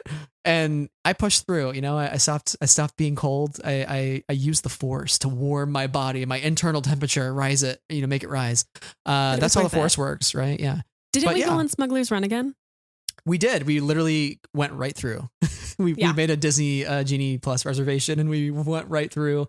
I think weren't we the only ones? Or no, there were two other people. There were two other people and they were very chill and they were like, just, you guys can be pilots. We don't care. We want to press the buttons. We don't really give a shit, and they were really relaxed about it. And that was neat. But yeah, I think getting that private photo shoot was pretty cool. And you just got to hang around, Brad. You got to hang around in there. You're totally right on the ambiance. I think that made me want to stay at parks as late as possible because there is such a different vibe at night and a lot less strollers around and screaming children. And it is very nice. And it is like, now the adults have come to play, and it feels good. Yeah. If I could never do rope drop again, I would never do rope drop again, but I would always stay till closing midnight. That's my personal parks philosophy. But also, listener, if you have not done Galaxy's Edge yet and you're like, when's the best time to go? What should I plan? I mean, like, I would do like unless you really, really, really, really want to ride Rise of the Resistance, then like, I think that's a really solid reason to rope drop because that's like, the first thing you want to get to because those lines are long no matter what you do. But if you either have a restful day or you don't have anything planned the next morning, stay until the end of the day, hang around the Falcon. And if they're not busy over there, then you can be like, can I, or maybe the PhotoPass person will prompt, like, would you guys like solo photos or would you guys like to do a photo shoot? And always say yes, because those photos turn out so cool. And yeah, that was a really fun, special time there with a bunch of friends who also love Star Wars as much as I do. So like, yeah, that was awesome. Honestly, so cool. We saw Kylo Ren, king, such a king, right? Yeah, wow. Riding Rise of the Resistance with everybody was super cool too. What is your number 4, Brad? My number 4 is My Strange Addiction, Star Tours. Oh my God, me too. Wait, you have also 4 Star Tours? Yeah, I do. Wow, we're gonna save some time here, that's for sure. Beautiful. Riding Star Tours 8 times at Disneyland with you was such a joy, and I think you and I became certified Star Tours stans. And I can't believe we haven't done a formal Star Tours episode, which maybe we can do that this summer. But that ride. I went on it as a kid and I remember like a little bit of the queue, but as an adult, I'm obsessed. I'm obsessed with Star Tours. And it didn't help that when we went, we had the 35th anniversary going on. So Star Traders had all of the merch available. Never got to that buy. Jacket though. Yeah, what the heck? I don't know what happened. My villain there. origin story. Really flopped on the jacket. That's the only 35th anniversary merch that I don't own for Star Tours. I'm so upset about it. Yeah. It's fine. But that was, we really wanted to do 3x3 and ride it 9 times. We couldn't get on the 9th time on Friday night. Right. And that's on us. next time we'll time. complete the cycle. But riding it almost 3 times every day we were there was absolutely peak existence. Like we were like, no offense to anyone else, but we were absolutely having more fun than anyone else in the entire park. And I remember the second night we were at Disneyland, it was so empty in the queue that we would literally get off, run around back to the start of the queue, get back on, and we did that 2 times. Yeah, it was amazing. Yeah. It was amazing. And that was after Oga's too. So we had a little pretty big buzz going on. We were a little intoxicated. And we were having a blast because The best our time. last ride, we got Kashyyyk and Naboo. And I didn't even know Kashyyyk was an option for Star Tours. And that was a joy for you. The Noble Naboo crew. Yeah. I remember you screaming when Kashyyyk came on the screen. I remember you being so like, excited. Ah! Then there was a lady, we were taking a photo outside afterwards, and there was a lady she goes like, you guys made that really fun. So like us, our group who was there, we're like, thank you. I think she meant that sincerely and not sarcastically either. I think she really meant that. She meant it sincerely because, you know, you can go on Star Tours and like nobody's making any noise and it's like kind of boring because the ride is old. You know, like the ride is genuinely old. Yeah, totally. But, like when you have people who are like really into it and like having a blast, it's fun. So that honestly just becoming a Star Tours stan. I mean, not that I wasn't a stan before, but it wasn't like, you know, an active stan. Like I loved the ride as a kid, but getting to ride it as an adult with a bunch of Star Wars nerds who are just as enthusiastic about it as I am was just like absolute peak adult living, you know. And those last 2 rides were with Courtney and Charlotte and Caitlin from Sky Talkers. So we did it with friends and we were so happy because we had big groups and small groups of friends every time. And it was awesome. It was so cool. I'm just glad you and I stopped getting Exegol at one point. It was just like, you know, listen, it's a cool thing, but the lightning is a little too much for me. And I don't want to be there particularly. I want to be Noble Naboo. The Kef beer sequence is actually really awesome. Cool. Yeah. It's really cool. I'll give it that. The Exegol sequence, it's like, go girl, give me nothing. And we only got crate one time on our first ride and we didn't get it the rest of the weekend.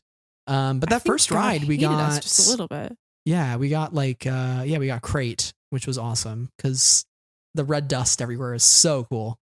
We were told new locations, right? Yeah, we are getting new locations. And you know what? Not next year's Friends of the Fourth, but the 2025 Friends of the Fourth is going to happen after Celebration Japan, which means we might be able to include Star Tours Disneyland Tokyo on that list. Do they have Star Tours in Disneyland Tokyo? They do, yeah.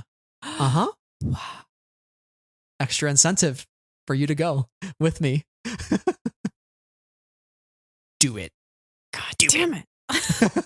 I really do want to go. I really would love to eat some delicious food. I just hope they have some good merch at whatever stores. You're like, next to Star Traders. Care about the food. Tours. I'm here for it. The Star Tours merch.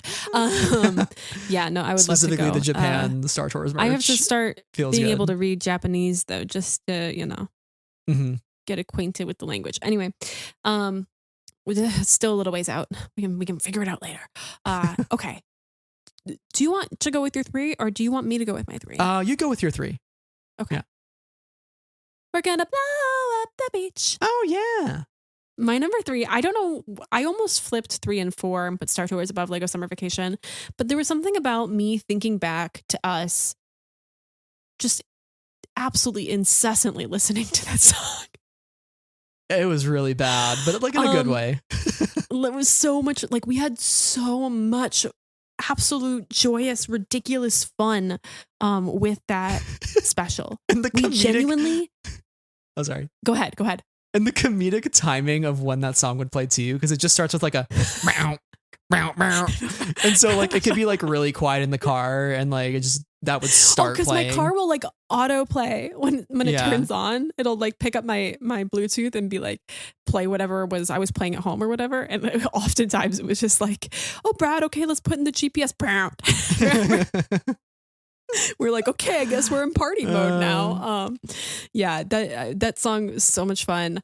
Doing the press for that and getting to talk to the executives behind that, getting to watch it and just be like, Brad, this is actually so good. Not that we didn't think any differently of the ones prior, but like, I think this one is our favorite one.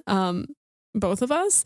Also, our our summer vacation goodies that Disney kindly sent, Lucasfilm sent along to us. Oh my gosh, yeah. I wear my Disney Plus hat all the time, and I also still have my beach ball blown up in my room. I don't know where my beach ball is. I think it's at my parents' house. I actually also have my Lego canister. It has a bunch of Star I do see Wars it on your stickers in shelf. it. Yeah. Yeah, my That's Lego awesome. stud. It's like a cookie jar, but I keep Star Wars stickers in it. I'm jealous. So- You got a Lego stud. I did not get one. You got lucky.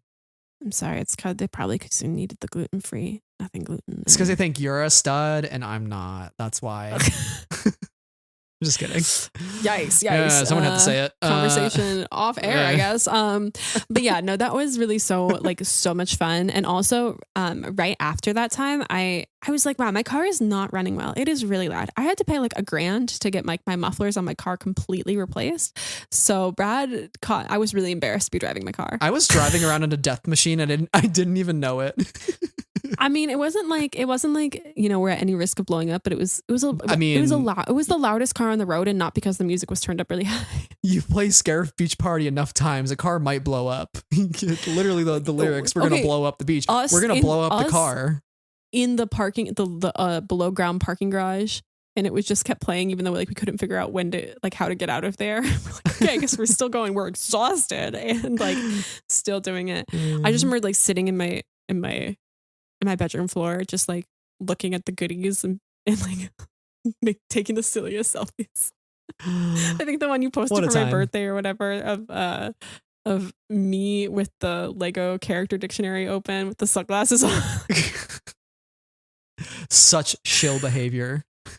No, I already own that Lego dictionary. I mean, you know what? Maybe that makes it more shill behavior.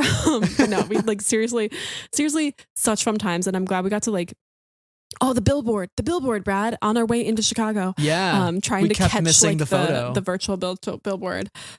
Seriously, such good memories. They make me so happy. Same with Star Tours. Those are why mine are 3 and 4 there and kind of tied at the top. So yeah, that's a good one. Iconic. Yeah. What's your 3? My number 3 is We Are All the Republic.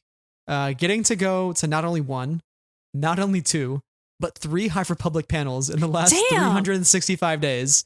Damn. Amazing. We started at Celebration Anaheim. I went to New York Comic Con High Republic panel. Then another one at Star Wars Celebration Europe. I've been everywhere to go to these goddamn panels. Basically covered half the world to go to these panels, essentially.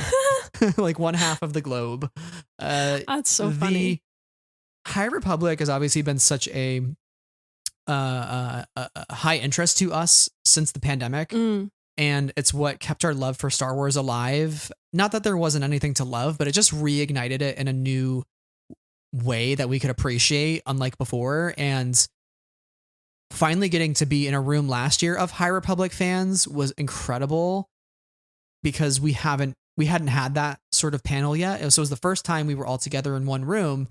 And then New York Comic Con was also very packed. But this year at Europe, it was such a different energy, because we had the Acolyte, we had phase 2 ending and phase 3 right on the horizon and getting reveals for that. And then to have Leslie Headland come out and show us the Acolyte trailer and reveal Vernestra Rowe, and in general too, just the year of news dropping every couple weeks of who's in the Acolyte, and then finally getting that full cast announcement and being this is going to be the most goated Star Wars show besides Andor that we've ever gotten. And it's true. Right. It's true. Yeah. I think we are in for something that we cannot even expect or explain, because it is going to blow our freaking minds in a way that we never thought was possible. And I think that's just simply incredible. And I'm so happy to have been to at least one of the High Republic panels with you, even though we were coming fresh off of our panel being ended shortly. I think we were just confused about life at that moment. But still, I think we were still oh, okay, Battle of Jedha, cool. Right, we were still getting a little hype, and so many cool announcements. There's nothing like being in that room and Christina Ariel on the stage and Michael Siglain and the authors coming out and hearing people get so excited in the crowd every time a new title gets announced. And everyone's like, oh my God. And, a character gets mentioned and who in the room shouts, and it's oh, okay, everybody's got a favorite. Every single character you can name in the High Republic, there will be one person who shouts in the audience. That's their favorite character, you know? And that's pretty cool. And I love hearing those reactions in the crowd. There really is something to love for everybody.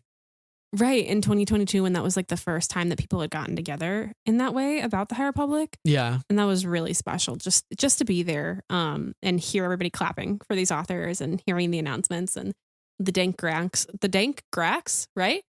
Yeah. Close enough. My favorite thing from that was Daniel's like, I didn't get the art submitted in time, so here is my drawing of the Dank Grax. Like, for some reason that sticks in my mind as like a standout from that moment. But yeah, super cool. I wish I could have been at the other two, but alas, there will be more in the future. I'm going to drag you to New York Comic Con this year so we can go to the next High Republic panel at that convention. I'm thinking about it. We'll see. Yeah. Money is an object, however, so. But it's only an object in your mind. You gotta like stop encouraging me to buy stuff so I can like actually go to this. Your focus determines your reality, as Qui-Gon Jinn would say. Right. This is the talk of somebody with credit card debt. Anyways, let's move on to number two. Number two. You go. Your turn. It's all you. It's all you. You? Okay. Yeah. My number two is And More. It's Andor. It's Andor and the Andor premiere. More and more. More Andor and more. And more. Okay. It's an Andor premiere. It's an Andor premiere. So we have, as we have talked about, loved Andor so much. Like, holy cow. So good. And I loved us watching the last episode together. And me like absolutely freaking out at the band, the marching band. Amazing experience. Never thought in my, lifetime, Star Wars and marching band would interact in that particular way. Just the music. Okay. Getting to interview Nicholas Bertel as part of that roundtable, getting to ask him a question. My Super Bowl, one of the greatest moments, like absolutely bonkers. The Time Grappler, my king, a hero, a legend, an icon. We got to be in the room when the Time Grappler grappled at the Andor premiere, okay? And I was like ready to like stand up and be like, yes! Because I love it. I love it so much. And like being invited to the premiere and actually being able to go to the premiere and enjoy that with the creatives and the cast and our fellow friends and fans of the show, or of Star Wars and the show, was just like such a bonkers opportunity. Like I don't know how we got there, and I am so incredibly grateful that we were invited to join in that and to sit where we sat and to be among other podcasters as well as other, fans from costuming clubs and other fan outlets and stuff like that. What a crazy privilege. And we got to do that together, Brad. And we jokingly, we slept under the Hollywood sign, like in our hotel room. I was just thinking that there. Yeah, it was on our wallpaper. And we were like, wow, we're really we took here. a picture with it. But getting to go to like the Academy Museum too. And getting to go to Scum and Villainy, In and Out, the whole experience was just so magical. I'm so glad we got to do that. Next time we go back, we're going to the Line Friends store where we can buy BTS merch. It's cool. Don't worry about it. We were right there and we didn't do it, and I feel foolish. It's fine. But like, that was awesome. That was so cool. Like just beyond my wildest imagination. And I'm really, really, really, really grateful for that opportunity. So yeah, thanks, Brad, for being there with me. I'm glad we got to do that together. It was like a super friendship moment. I remember receiving that email and like we just lost our minds. I was like, drop everything you're doing, take out your credit card and buy a flight right now. Cause we had like a 2-week notice, like a 2 or 3 week notice. And that was just like this is actually my number one. So I'll talk about it a little bit right here. Okay. Like quickest turnaround of a trip that I've ever done. Like where I just kind of said, fuck it, let's do it. Like fly across the country to California. Like who does that? And the delirious feeling of getting to LAX at midnight or 12:30, trying to find where you were landing, and then hitching an Uber together so that we could get to our hotel. And I still think we didn't even get to sleep until like 1 or 2 in the morning. And gosh, that was so fun. It was like kind of that moment too where we're like both in our beds and the lights are off, but like we keep talking to each other because like when you're at a sleepover and it's Right, like, right. okay, like when are we actually gonna fall asleep? Or are we just gonna like keep like going Like, back this and is forth? crazy. Yeah. Right. And then getting Yeah. up the next morning and getting breakfast with other friends and the Academy Museum, Yes. getting to see Okay. the screen used R2 and C3PO, I believe their Oh screen my used. gosh. And that was just incredible. And getting to see the Oscar for Star Wars in its display case, the one that was won for visual effects, I believe. So many core memories, and the El Capitan and not realizing, I guess, who was at that premiere and Diego and Tony coming out on stage and being like, oh shit. And then they start naming off everybody in the audience and who was on the show, including the cast. And they're like, Kathleen Kennedy. And I look behind me and she's like 5 rows behind us and she stands up. And I'm like, that's the closest to Kathleen Kennedy that I'll ever be in my life. It's one of those moments where wild. you're like, oh my God, we're too close. We're too Yeah. close. There needs to be a certain amount of separation, but Yeah. between us and them, and there's not. And I just think it's so cool that we got to, again, like making up for the Kenobi of it all, that we didn't get to go to the premiere of Kenobi at Celebration and see it on the big screen, but getting to see Andor in its entirety and hearing the sound and that intro. I remember when that intro started, I like looked over at you and I was like, oh my God, Yeah. this is different, and you could Yeah. feel it in the room, people just being like, what's Yeah. going on? And this music's incredible. And like, I can't So believe what we're watching. We're watching Cassian Andor on the screen again. Oh my God. I wouldn't trade it for anything in the world. And, I'm just going to put out in the universe, manifesting that maybe that's not the last time we get to go to an Andor premiere. That's all I'm saying is manifesting it into the universe. And if it's the Manifesting last the time, universe. that's totally okay. That's okay. That's totally okay too, because Yeah. I'm so humbled that we even got invited one time. Right. And if season 2 is in the books for us, maybe then that's cool too. I'll go again and I will happily be there. So I love that show. It's honestly, Andor is one of my favorite things in Star Wars ever. Like it is just an obsession for me, and I cherish it. And I can't wait to do a rewatch at some point. Yeah. I was just thinking about the episodes as you were talking about that, and I'm like, oh man, I could watch it all again today. Like, oh, so good.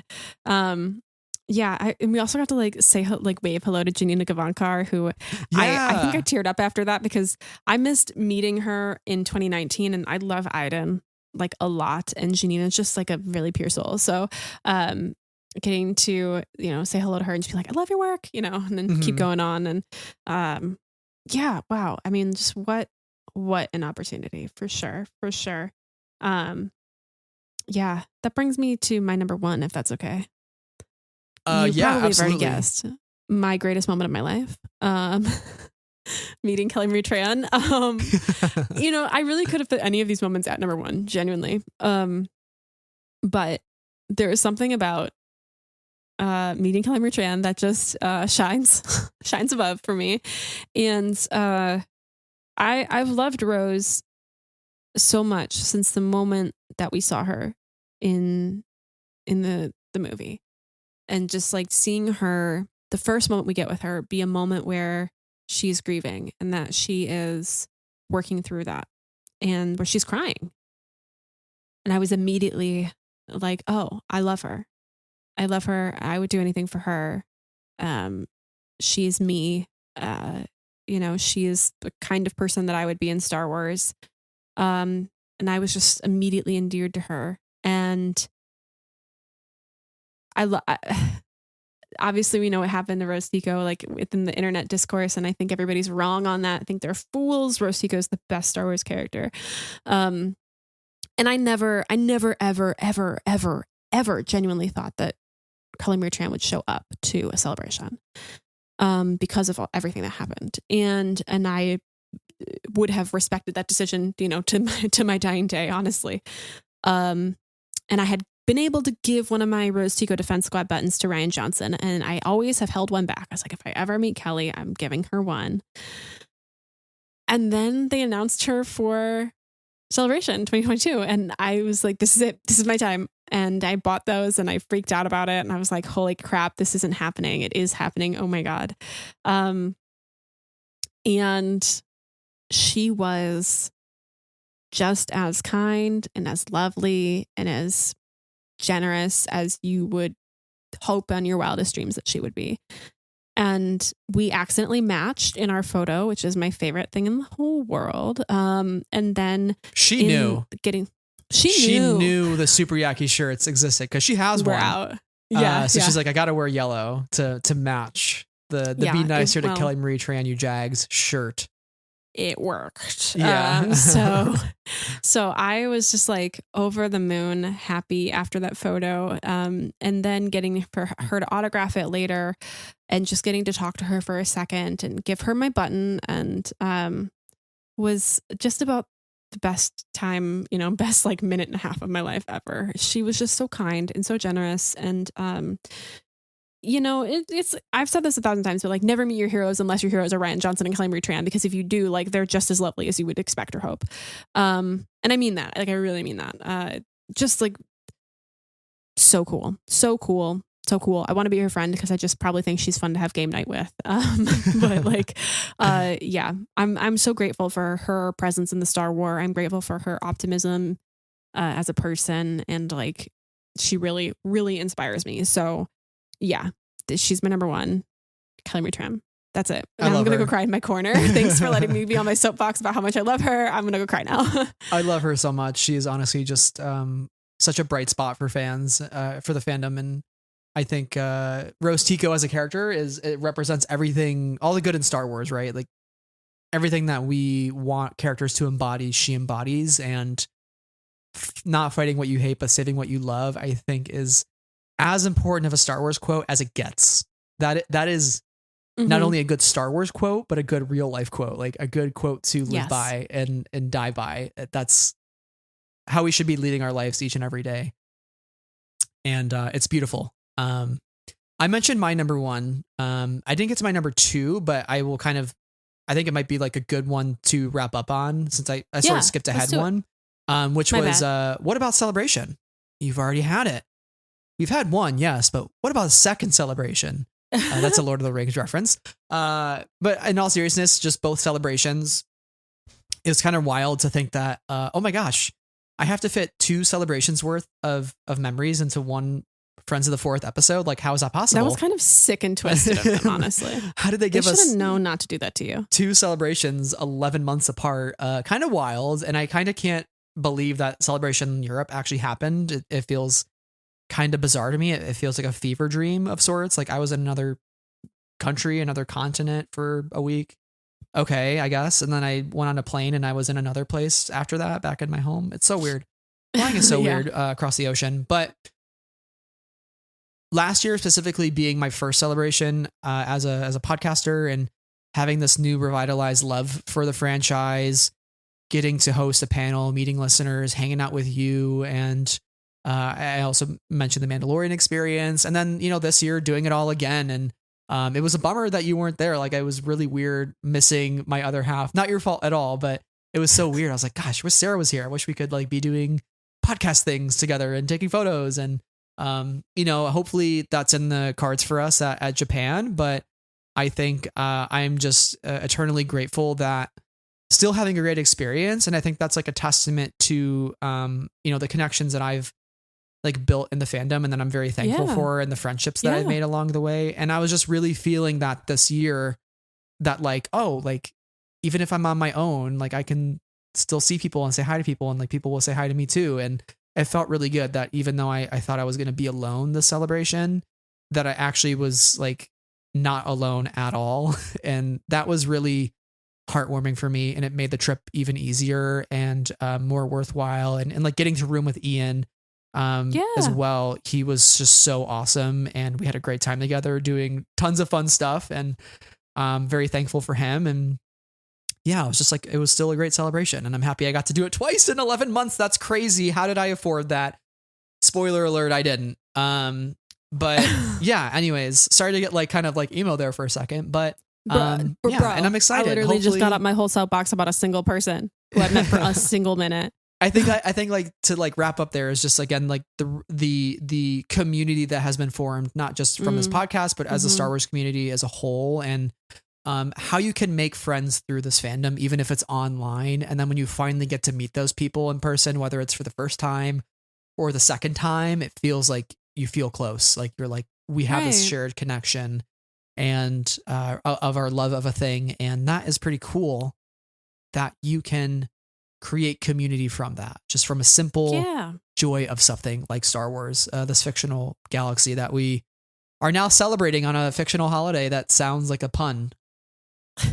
To put really, That's right. to really get a put it in a circle here and bring it to the front. Put a nice bow on it.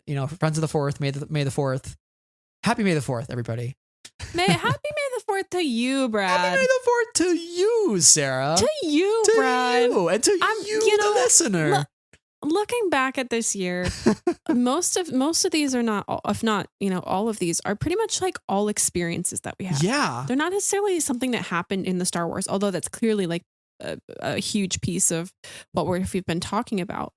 But it's been all about the community. It's been all about friendship. It's been all about getting together with other people and connecting over this thing that we love, even more than the thing we love itself. And I think that's the point. That is the point. And I think it's so yeah. special. Like, I think it's so special. And I'm so grateful that we have the opportunity to do this and that we continue to do this despite, how many episodes in a time period or how little episodes in a time period we're putting out, or, when things get put out or what we're talking about. Like, I'm so grateful that we just do this because for me, like it's a great opportunity to just like always connect with you. And I'm grateful to have conversations with you because I really value your friendship, actually, believe it or not. Oh, you mean a lot to me. Thanks for being my pal. But like also like the fact that people want to tune in and listen to us and care, or at least want to join in on the conversation about what we have to say, like that means a ton to me. And so if we've ever met up because of the podcast, thank you. Like I know I've said this multiple times before, but I'm just so full of gratitude. And I think that looking back at this past year, it really just shows how much I have to be grateful for. Mm-hmm. Anyway, I'm going to go cry in my corner now. I'm going to go cry in my corner now. Cry in the corner actually this time. I'm grateful for your friendship, and it's every year as we reflect on our last year. It's still crazy to me that we like met happen chance and just like somehow we're here. It's like the greatest with all of these shared experiences. Like how the fuck does that happen? It's insane to me. It's hard not only to start a Star Wars podcast, but also to do a Star Wars podcast with somebody who shares a single brain cell. And I think there are few of those where really like, it's just like, it's hard to find that person that's like, this is the person I trust to like do this with, and to like open up and share these opinions with, and yeah. What a great year in Star Wars. Crazy to come up with this list because I was like, I don't know how I'm going to do this. When I sat down to do it, I was like, I can't do it. And that's why we have a rapid fire honorable mention section here, because there are just some that we can't leave off the list. So we are hitting the 2-hour mark here. We still got some listener feedback to get through. So let's just rapid fire these off. A couple of them. I don't know how many you have. I have a couple, but There's 6. let's get through them. Let's Return of the Jedi in concert at the CSO, July 1st, 2022, the day I completed my original trilogy in concert with the symphony orchestra being played live, which I started all the way back in 2016. Oh. So now I've completed the entire original trilogy. Sequel trilogy's next, baby. Let's go. Hell yeah. I have Jedi Survivor, and that just got in. I was like, we have to mention it this year because it's You're going to have to bring it back up next year too. Yeah. But Jedi Survivor. The dates are a little bit cusp, mushy. Yeah, it's on the cusp. We had the opportunity to do so many interviews, and I love talking to people, and I'm like so gratified that people want to talk to us as well, or like willing to give up an hour of their time. But special thanks to Myrna Velasco for making our Remembering Resistance so awesome. Like getting to talk to her was so cool. It was so cool. She's so lovely and nice. And we love doing Remembering Resistance. So that was so special. And also our outdoor picnic interview with Mike Chen on Brotherhood. I'm really grateful for that one as well. That was amazing. Because when do you ever do like an outdoor on the grass picnic interview in the middle of a Star Wars convention with an author talking about a great book? Like, I don't know how many people have had picnic interviews in the sense that like we were, we were really trying to be conscious of COVID and things. So we decided to do it outdoors and apart from one another. And I think that was great, but he's super cool. So cool. Yeah, we got to do our first 2 in-person interviews last year with Adam Christopher and Mike Chen, like 2 days in a row. That was like incredible. And it's as fun in person as it is over Zoom. I had it Remembering Resistance as well, and specifically getting to talk to another Doza, because we started all of our Resistance, like Remembering Resistance. The very first episode was with Tasia Valenza, who is Vanessa Doza, and then last year to add another Doza to that list. So, Jason Hightower, I'm looking at you, man. Come on the pod. You are our last Doza that we were missing from the Doza trifecta. Come on the pod. We need to talk to Emmanuel Doza himself. We're respectfully asking. Anyway, my next one is I broke my rule twice this past year, and that rule is to buy Funko Pops. And I not buy Funko Pops is the rule. Not buy Funko Pops. Yes. It's about buying Funko Pops, and that's that. I don't do it, but I did it twice this past year, and I only did it because we got a Padme in her "This Is How Liberty Dies" outfit, which is my favorite outfit that she wears by a mile. It's the best one, you guys, and I needed that. And then also is he flocked? Yes, he is flocked. Yeah. I had to turn around and look at him. But yeah, I love them. I love them. I have them out on my shelf here. Loves of my life. I'm glad I bought them. I would have regretted it otherwise, but I won't break my rule from any other characters. So who is a character that you will break the rule for next if the opportunity comes up? Bail Organa. What about Mom Mothma? Would you break the rule for Mothma? Depends on the outfit. Time Grappler Funko Pop? Time Grappler, yes. Okay, cool. See, that actually leads me to my next honorable mention, which is collecting with purpose. Because I had the tendency during the pandemic to just buy everything. And I still do that, to be very clear. Yeah. But talking Vein 94, Brandon, he mentioned this recently, like this idea of like collecting with purpose. And I think that is like such a really great way to be a merchandise or collector in Star Wars, or like in any fandom, really. Like collect with a purpose, and specifically for things that maybe fit a particular niche or interest of yours, rather than just collecting everything for the sake of collecting everything, right? Yep. Like I have an entire shelf that's just dedicated to DJ Rex, because there is not much DJ Rex merch. But for the merch that I do have, DJ Rex show is right up here. I got the Star Tours one that was $200 or $200 or $300. I see it now, guys. DJ Rex Funko Pop, Power of the Force figure, a DJ Rex Black Series that I just bought. I collect that shelf with purpose. And this year I made my first purchases from Regal Robot. I bought some of their archive collection maquettes. I bought the Tauntaun. I bought the Max Rebo maquette. Guys, and I bought you know how much those cost. I bought the Grogu maquette. It's in the thousands, folks, how much I've spent at Regal Robot. But I admire the quality of their work and what they stand for and what they do. And I would rather give them my money than like a giant corporation like Funko, like right. Collecting with a purpose, and fan merch, especially getting to go to Celebration and getting swag from people that doesn't cost anything, but it's like collecting with a purpose, things that you want, stickers and buttons that mean a lot to you. And I think that's just a valuable lesson to live by as a collector in Star Wars. It's just like, get the things that you love. And for you, like, you are very selective with your Funko Pops, but I think that's what makes the ones you do have so special. Right. Yeah. For me, I really try and choose what I like and have in my collection. Anything Rose Tico I'll look into, Padme in that one specific outfit I'm really interested in. So stuff like that, Tarful, Chrysanthemum, those stuff. And I don't even get everything from those things. I only really get the things that I really want or feel that I need to add to my collection. And I try and stay that way, even though now that I've really fallen into the BTS capitalism trap, it's okay. We're not worrying about it. But I'm like, okay, I'll only collect Hobie, and his photo cards and that sort of stuff. But I do collect a lot of other stuff as well. Yeah, I collecting with a purpose. I'm right there with you on that. My last one is just Jimmy Smits. That's it. Jimmy Smits. Nothing else needs to be Jimmy said, honestly. Smits. It's pretty self-explanatory. Yeah. And I'll make my last one a very self-explanatory one. Genevieve O'Reilly. Yeah. I love how we ended with like the two Amen. leaders of the rebellion. Amen. It's a perfect way to cap off our favorite memories of the last year, which then now leaves us with you, the listener. Here are the ones that you shared with us. So we have some that were emailed, one that was emailed, a couple DMs, and some replies to our Twitter posts. So I'm going to start with one from our listener, Alan.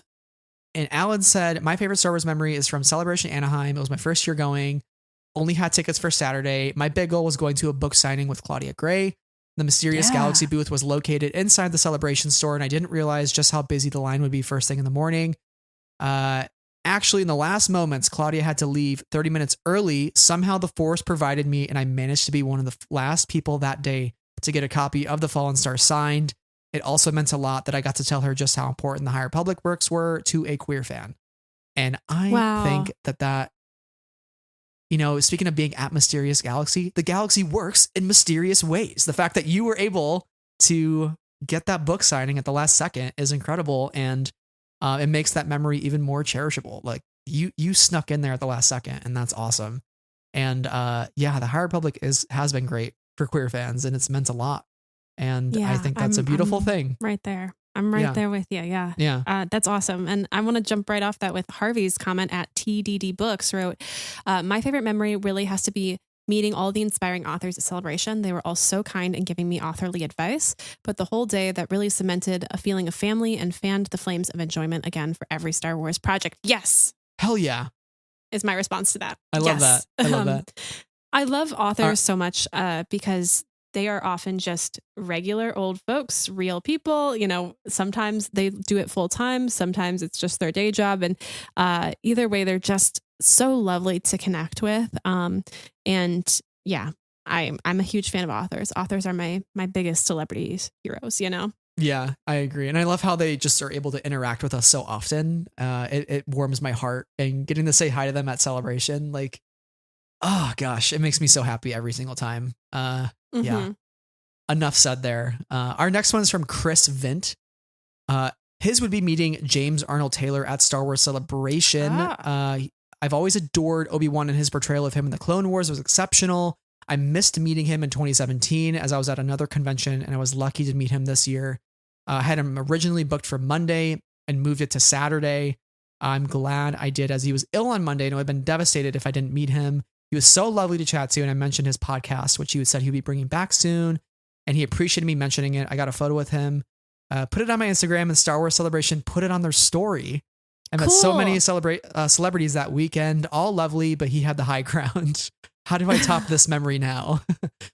Actually having a conversation. This is to my earlier point of why autographs are just so much more valuable. Because like Chris, you wouldn't have gotten that experience probably if you just had a photo op, you know? So yeah, I'm so happy you managed to get him in time.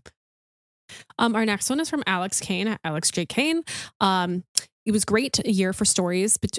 Pardon me, I'm going to go again. It was a great year for stories between Andor and Shadow of the Sith and so on, but waking up to the news that Ridley was back as Rey is my favorite Star Wars moment of the year. I never thought that her story was over, and I'm glad we don't have to wait decades to see her again. You know what?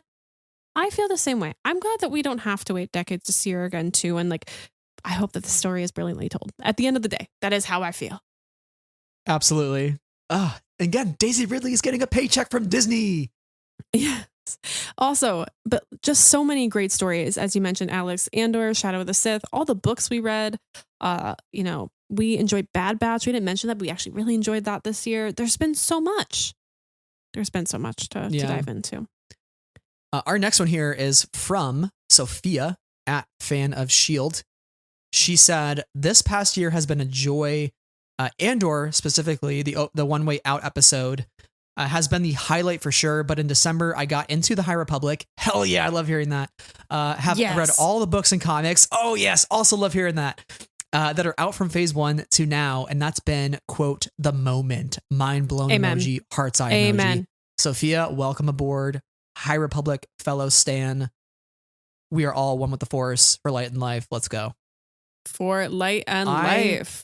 I am just want to quickly apologize to anybody who I ranted at about the High Republic and how good it is at Celebration, because I am so sorry. Do not ask me for my High Republic opinions, because I will give you a 4-hour lecture on why it's great. Yeah, But also, sorry, not sorry, kind of. we literally have hours upon hours of Andor, or not Andor. Now I'm thinking about Andor, of High Republic podcast and Andor podcast. Yeah, Just like about us just being like, this is the greatest thing to ever happen. Yeah, people being like, I listened to their 3-hour episode on Midnight Horizon, and So I'm like, sorry. why did you do that to yourself? But also, they liked it, so that was great. You know what? Like, that's why we talked about it for 3 hours, because we also liked it. But yeah, oh my gosh. Okay, we have some more from Travis. The monologues of Andor. Oh, Right? right. Right? Can't beat them. Gotta do a rewatch ASAP. So we have Joe Brennan, who says, as soon as we cut to Alderaan in the Obi-Wan Kenobi show, I knew we would see Jimmy Smits as Bail Organa, but I still was so excited. That's a little bit of a paraphrase there. But yes, Joel says Obi-Wan telling Leia about her parents and how she encapsulates both Anakin and Padme. Levi said I'm reading this backwards. They're all responding to each other, but I'm reading it from the latest response. Don't worry about it. Levi says the Kenobi series was just narrowly beating out some of those moments from Andor for me. Such a thrill to see Ewan and Hayden back again and getting little Leia. As we all know, I sobbed. So like, absolutely. Oh my gosh, the Ewan and Hayden press tour was so good too. Yes. It was amazing. Hayden getting interviewed by that kid, and they lightsaber fight. And we So watched that iconic. in line for the Guardians ride at Disneyland. And we were like freaking out. Oh, so good. So good. So So good. freaking And good. also just getting to see Alderaan and Bail and Breha, and all of the moments in that show are just so emotional and lovely. I'm right there with all you guys. Amen. And then we have Astro Droid, who has given themselves a little bit of blocking out of different kinds. So a personal moment was taking a voyage on the Halcyon. Have we talked about this? Look, Astro Droid, come back into the Discord and tell us all about your adventure, please. For media, it was Obi-Wan telling Leia about the Force, and for merch, Star Tours poster. Hello, Star Wars poster. I want to see this. Astro Droid, send us the photos. Unless I missed it already. Our friend, yeah, come on. It's Brian. I'm gonna call you up by name and not just by handle. Brian, please give us all the cool information. Yeah, I need to know more, please. That's awesome. I love that, honestly. And our last one here actually is from Hope. Hope Molinex from J Guys and Jedi. Good to hear from you, Hope. And she said, Hello, Hope. She said, for your May the 4th record, happy Star Wars Day, my friends. The Bad Batch episode, The Crossing, was something so deeply personal that affected me on a level I wasn't expecting. We had so many great series from Obi-Wan Kenobi to Andor that were fantastic television. But this one particular episode for Bad Batch hit me in the heart, leaving me in tears over my morning coffee.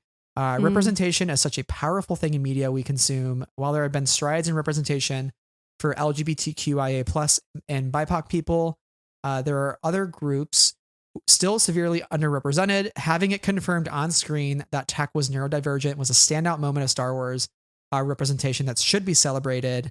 It was so personal and one of my unforgettable moments from the last year. Also, the return of Ahmed Best was amazing. As a fan of Jedi Temple Challenge and of Best, that was a moment of triumph where it felt like for a day, the fandom came together and celebrated. Fingers crossed, that means we get more Jedi Temple Challenge. I agree, Hope. Here's to the next year, Brad and Sarah. We're moving into the year of our Force Lord Nubs and his rule of supremacy. Happy May the 4th, my friends. Nubs Nation. Oh, thank you for your message, Hope. I agree with like literally every single thing that you've said there. Oh my gosh, yeah. Super, super important episode. Such great stories, and we love Nubs. Can we please pour one out for Tech here on our May the 4th episode? And don't get me started. And also cheers to Ahmed Best as well for being a king of all kings. Truly the best. So yeah, what a great one to end on, honestly. I think that's perfect. And I love hearing from everybody and what their favorite moments was, because again, Star Wars is a pizza and we all love different flavors and types of pizza, and hearing everybody share what they love the most, whether it is personal or related to the franchise and a story that they saw, is so wonderful, because at the end of the day, we just approach it all from our own lived experiences, and that's why we come together. Like, again, it's not it's for the joy of sharing that with other people, I think, truly. And that's why things like Star Wars Twitter exists, for good and bad. You know, it's like we all want to come together as a collective fandom and experience these stories together, and that is so cool that we get to do this on a podcast and do that and continue it. Yes. Yeah. So thank you all for submitting your favorite memories. We really appreciate it. And thank you all for listening to our favorites of the last 365 days in Star Wars. And here's to May the 4th, 2024. I know it will be the 5th one next year, but it's kind of cool. We're in 2024, May the 4th. May the 4th be with you, 24. You know, it's like maybe we can keep doing the 4th thing next year. I don't know. Maybe we got to retire the bit. No, we can never. No, you and I retiring a bit. It's not happening. We can be like, it's the 5th, 4th. Maybe we got to do our Revenge of the 5th episode next year. Switch it up on the people. Switch it up on the folks. They'll never let them guess your next move. Oh my gosh. That's the plan. Yeah. That's definitely the plan. Quick question. Is there anything that you're excited for this year in the next 365 days? The one thing that you can't wait for? Oh my God. Do we know when The Acolyte is premiering? It could be within the next 365 days. It could be April next year. Okay. So I'm just going to say The Acolyte, but I am also going to say, because we don't know what date The Acolyte is happening. We know when phase 3 of the High Republic is returning. Yeah.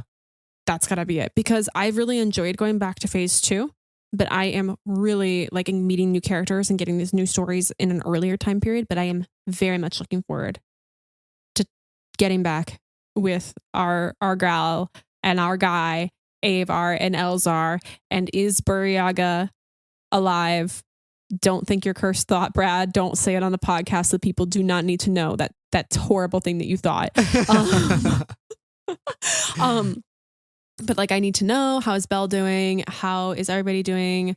What's Chancellor Lina So thinking right now? I have a lot of questions, and I've been waiting for a long time, and I would like to know. And there's a year late. It's a year later after phase 1 too. There's been a year time. Yeah.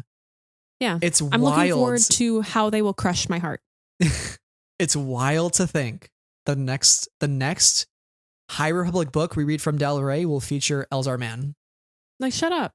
And Avar Kriss. Like, how is that happening? We're so close. We're so close. Yeah.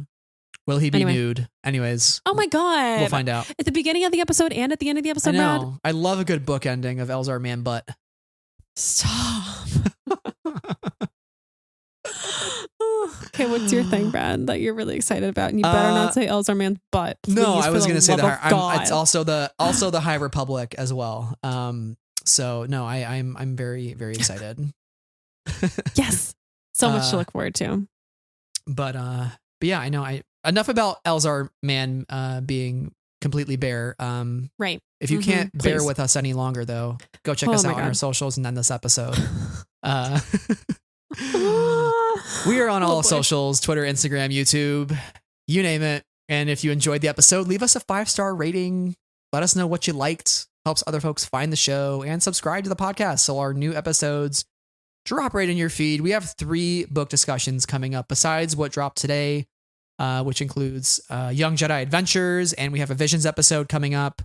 We have 3 book discussions to get through until we go on a massive High Republic hiatus until the fall. So stay tuned for those coming up. Yeah.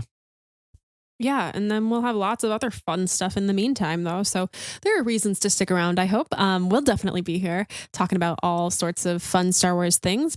And thank you so much to our patrons on our Patreon who help make the show happen every week and make sure that we get to come back and do the silly stuff as well. So thank you to Ben, Brian, Cheryl, Clay, Deborah, Dylan, D Sizzle, Emma, Huang, Jennifer, Katie, Knights of Ren, Leanne, Levi, Lucy, Lindsay, Matthew, Rob, Saber Bouquet, Santa, Sky Talker, Stephen, Tom, and Travis. Thank you all so much.